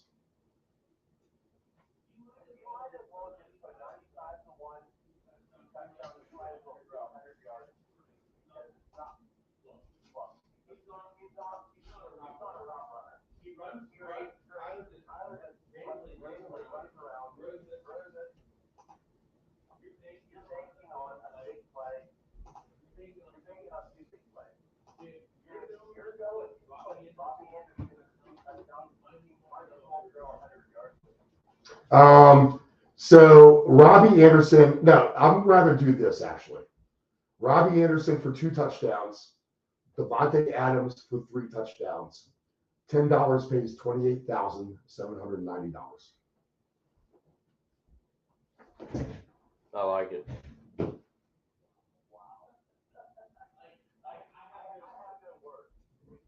I'm in on that. That's my bet. That's why we do the show.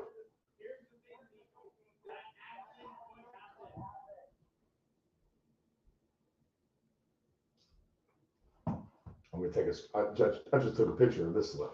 Woo.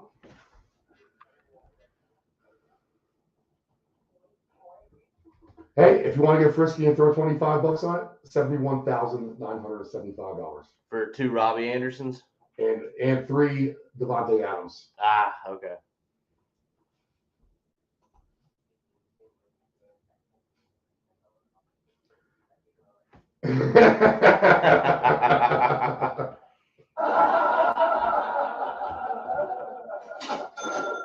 All right, the super shootout here. David, what are your thoughts? Yeah, I think it's a over for me. Or I went Robbie Anderson for 1. 8 to 1 odds. I think I'll throw him in an anytime touchdown. That's what I'm doing. I have a bonus to use over on my book, so I am building a slip right now, and I also threw Algier in there from our last game that we touched on with the Falcons. He runs hard. He's still going to get. He came in with Patterson's absence, and I don't think that's going to. He's going to lose his opportunities, obviously, with Patterson back in, but they're going to make it a point to get him the ball. Right. At least I think anyway. All right, Rams and Buccaneers. When I see this game, I think of 2 old ladies in a rainstorm in the middle of a big giant daisy field that's completely muddy, and they're falling all over each other, hitting each other over their heads with their canes, yelling at each other ridiculously, and the one old lady who can manage to get up after falling in the mud because her hip's not broken will be the winner of this game. The loser is going to be on the complete stink list. We're talking about the last 2 Super Bowl champions here. 3-point favorites for the Bucs at home. 42.5 is the over/under. This is the. I hate this too. There's only 2 4:00 games. This is your premier 4:00 game. It's not like the 4:00 games have been great either. Now they give us less. Maybe that's the point. I don't know what to make of this game, to be honest, one way or another. Is there anything that's attractive to me at all when you want to find any kind of angle? Maybe it's Darrell Henderson at 2 touchdowns at 41 to 1 odds. I could see that actually. That's actually a pretty good price for Henderson. What's his status injury-wise, Anthony? Okay. All right. Anything else? Any other good injuries? Bad injuries? There's no good injuries. Is Cup hurt? Yes.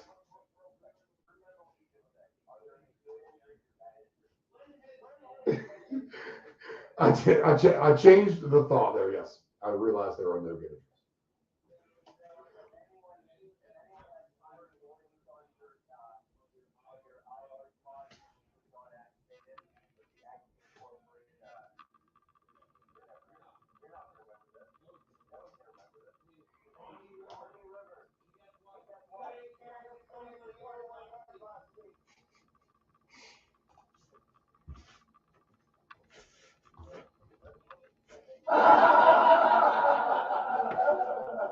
Cam Akers is about the same as Henderson.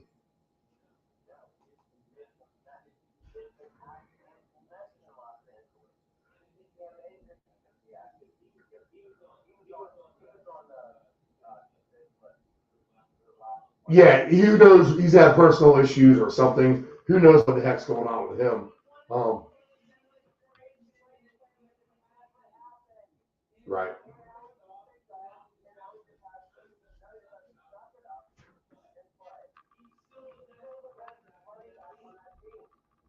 It looks like Van Jefferson looks like he's back too. Correct? Was he back last week? I had him listed on my touchdown scores. Okay.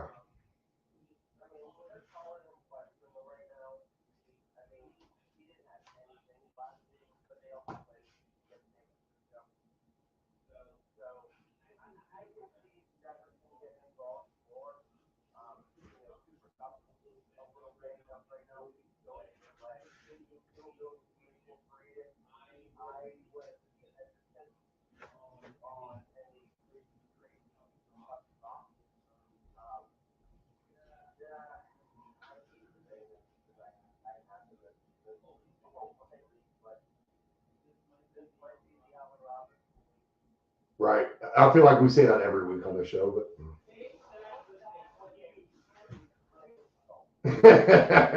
yes.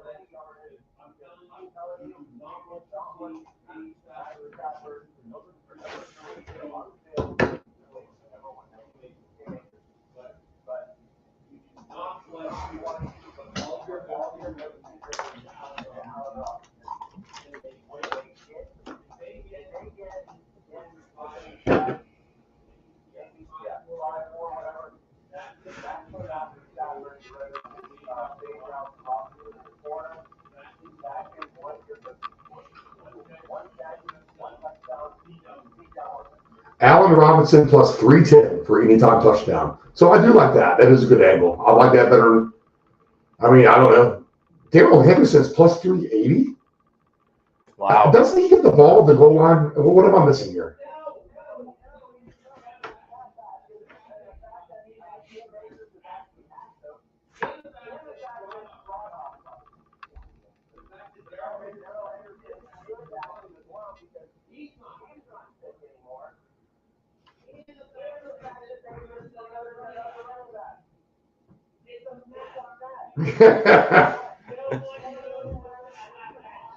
Yeah, no, you know what? This is the let's get drunk at 1 o'clock and pass out at 4 o'clock game. That has that written all over it. I mean,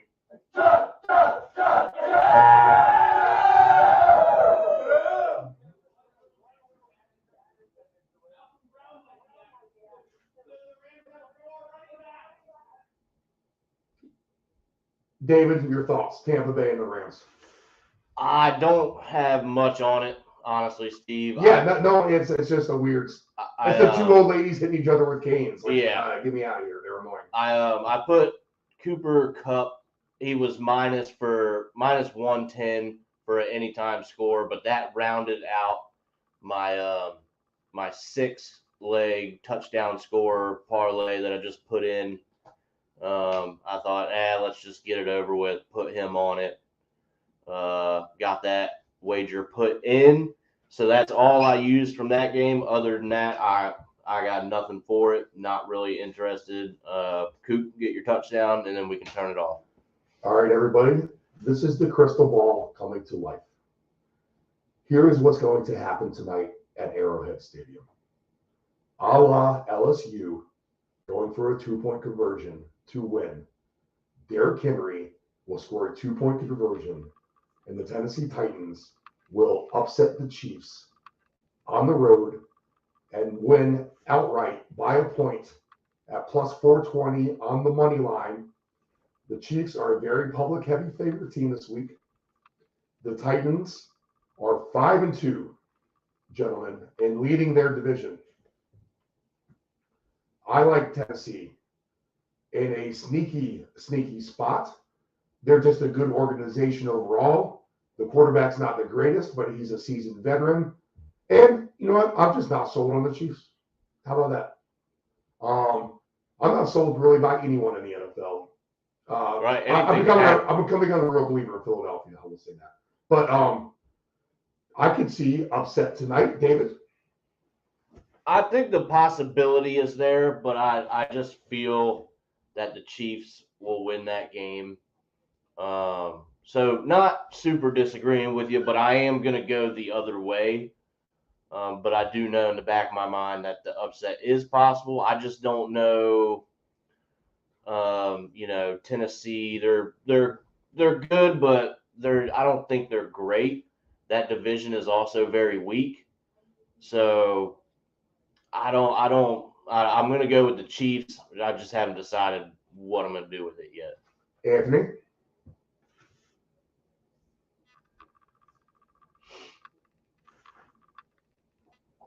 We need the cricket noise. He has disappeared.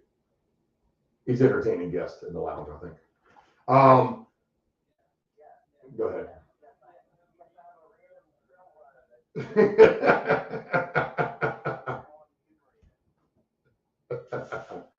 She was sweaty. Tell her good work.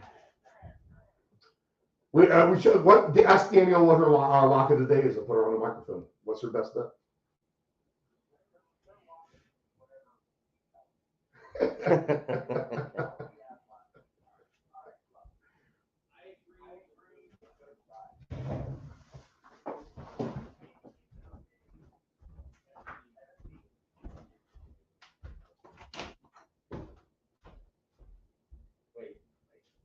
Oh, no. Yeah, Daniel.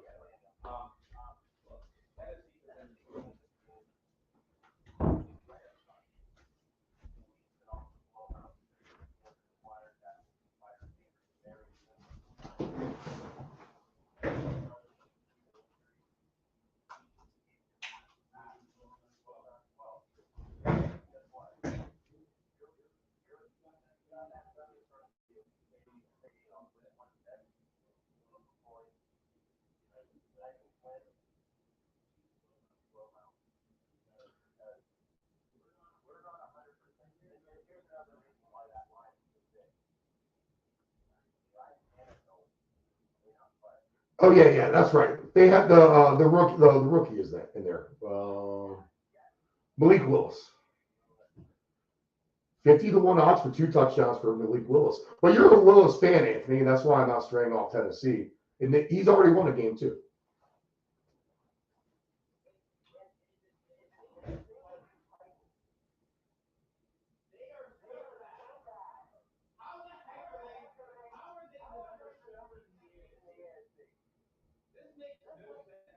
That's what they do. They've been doing it year and year and year and year in and out. They do that all the time.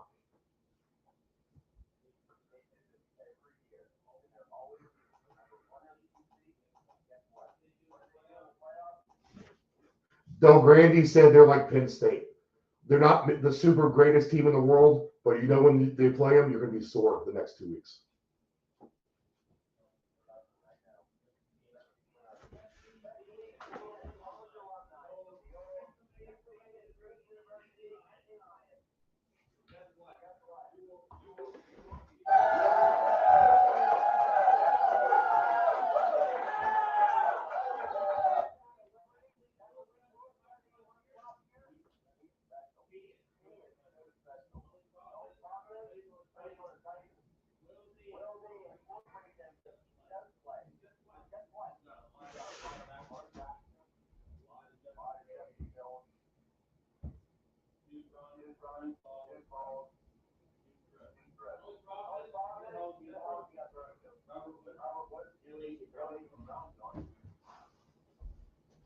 That's the Titans' MO over the years. I mean, they always find no one to throw to, I feel like.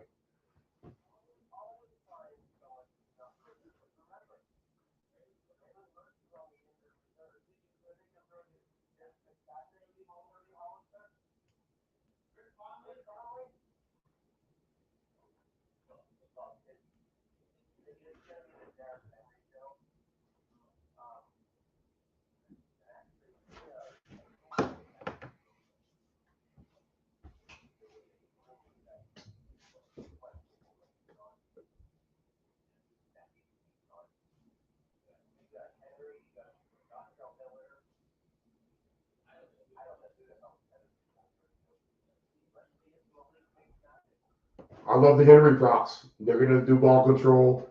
You know, Vrabel's a good coach.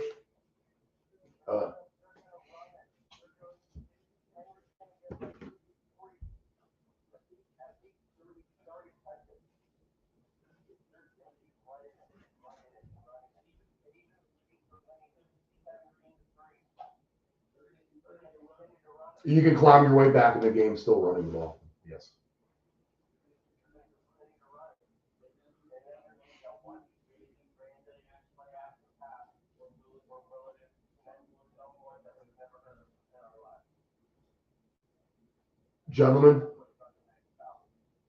Gentlemen, the Monday night game. I plan to be completely in bed sleeping when this happens. The Ravens are -1.5 at New Orleans. The over/under is 47.5. I told Nephew Dave this though, Anthony. I would consider using the Saints in Survivor this week if you don't have much to go to. I think this is a spot where the Saints can win at home, and if you're going to do an alternate line where they win by a couple of scores, which I think they definitely can do, plus 450 for the Saints to win -12.5. So if you get a 13-point victory, you're going to get almost 5-1 odds. We've talked about comeback players of the year of all kinds of different criteria on what makes them a comeback player of the year. Andy Dalton fits into that mold somewhere, doesn't he? But I like the Saints to beat the Ravens at home tomorrow night. I'm going to go with that. And I'm going to actually probably move the all line and not watch any of it while I fall asleep watching Ancient Aliens. Anthony.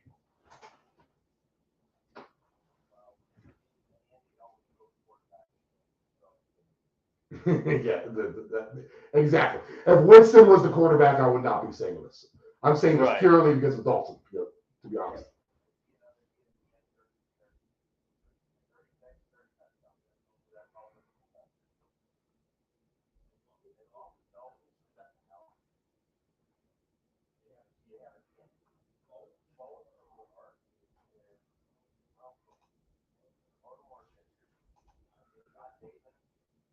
Yeah, Chris Olave at 9-1 odds for 2 touchdowns. You can talk me into that as well, I think.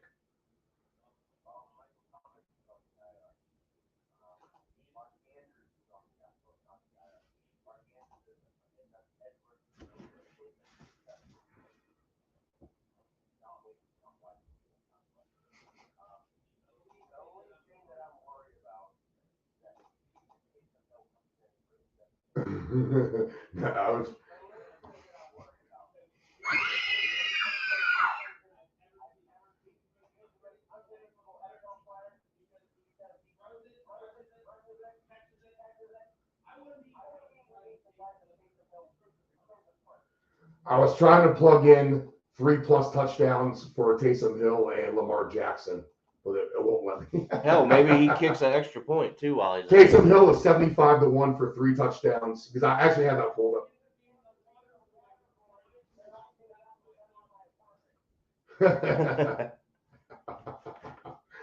Alvin Kamara for 2 touchdowns plus 550. I can just see the Saints in the blowout. Nephew Dave. Yeah, not much for this one really, Steve.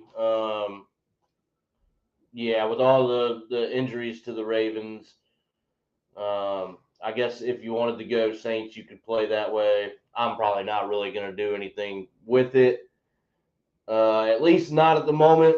So we'll see. Maybe I'll move that spread around for one of the two, but as of right now, not much for me. All the lines are currently right about where they are to start the day, except for that brief move towards Indianapolis and the Jets. Both of those spreads dropped, where the Patriots are now less of a favorite at 4.5, down from 5.5. Bills down from 11.5 to 10.5. So that's where we stay now with all the games. Let's go ahead and get our picks in. Anthony, what are your super special plays that you like? What are you going to go with? Wrong button. I was going to do the breaking news. There you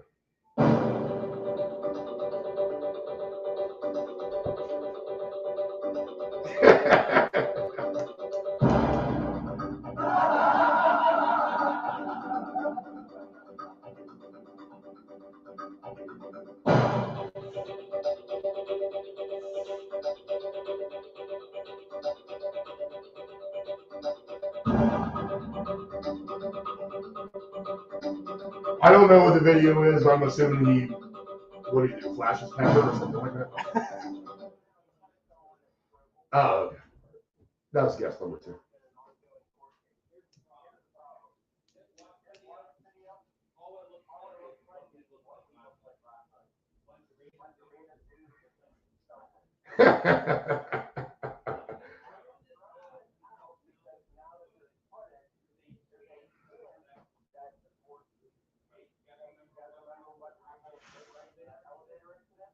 Yep.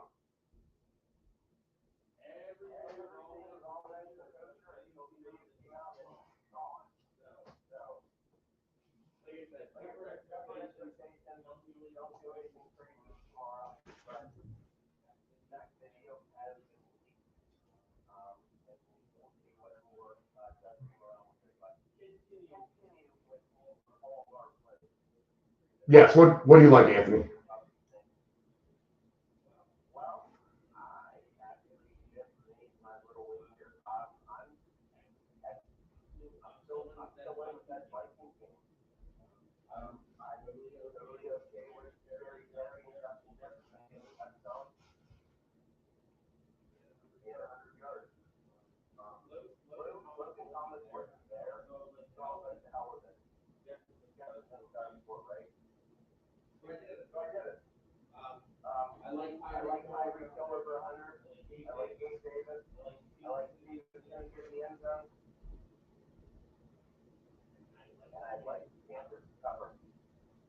All right, nice picks, Anthony. Dave. Very nice. So I'll start here. I have the New England Patriots. I moved that spread minus 13.5. Heineke for 2 passing touchdowns, and the Packers minus 6.5. So I have that going. I have another one where I have a complete underdog ticket. We'll see how it works out. Took the Falcons money line. Seahawks moved up 6.5 on the alternate spread, and I took Carolina Panthers minus 6. That was at plus 440, by the way, Steve. I forgot to mention that to you. Nice. So we'll see. That's a complete underdog ticket. Don't expect much from it, but we'll see. And lastly, I have my touchdown scorers. This will be my marquee one bet that I will be following. I have Gabe Davis for a touchdown, Alan Lazard, Scary Terry McLaurin, Robbie Anderson just for one, Cordell Patterson, and Cooper Kupp. And that rounds out my day. Ah, nice bets there, David. Okay. Very good. Very good. I'm going to go primary and secondary because I like too much, obviously, in my mind. New England, I'm going to take on the blowout, so we'll stretch that spread to, I'm going to be comfortable up to 16.5 or even 19.5. So super blowout for the Pats. I'm going to go down to the Dolphins, and I'm going to make them a primary plays first. Dolphins are not a primary play. Packers, blowout over Lions. Same thing, 16.5 or 19.5. Somewhere up there, I'm going to play around. I'm going to go alternate over Vikings Commanders to get to about the mid-50s. Primary play. I'm going to take the Raiders to hammer the Jaguars. I think that's going to happen today. Secondary plays. Miami on the alt line.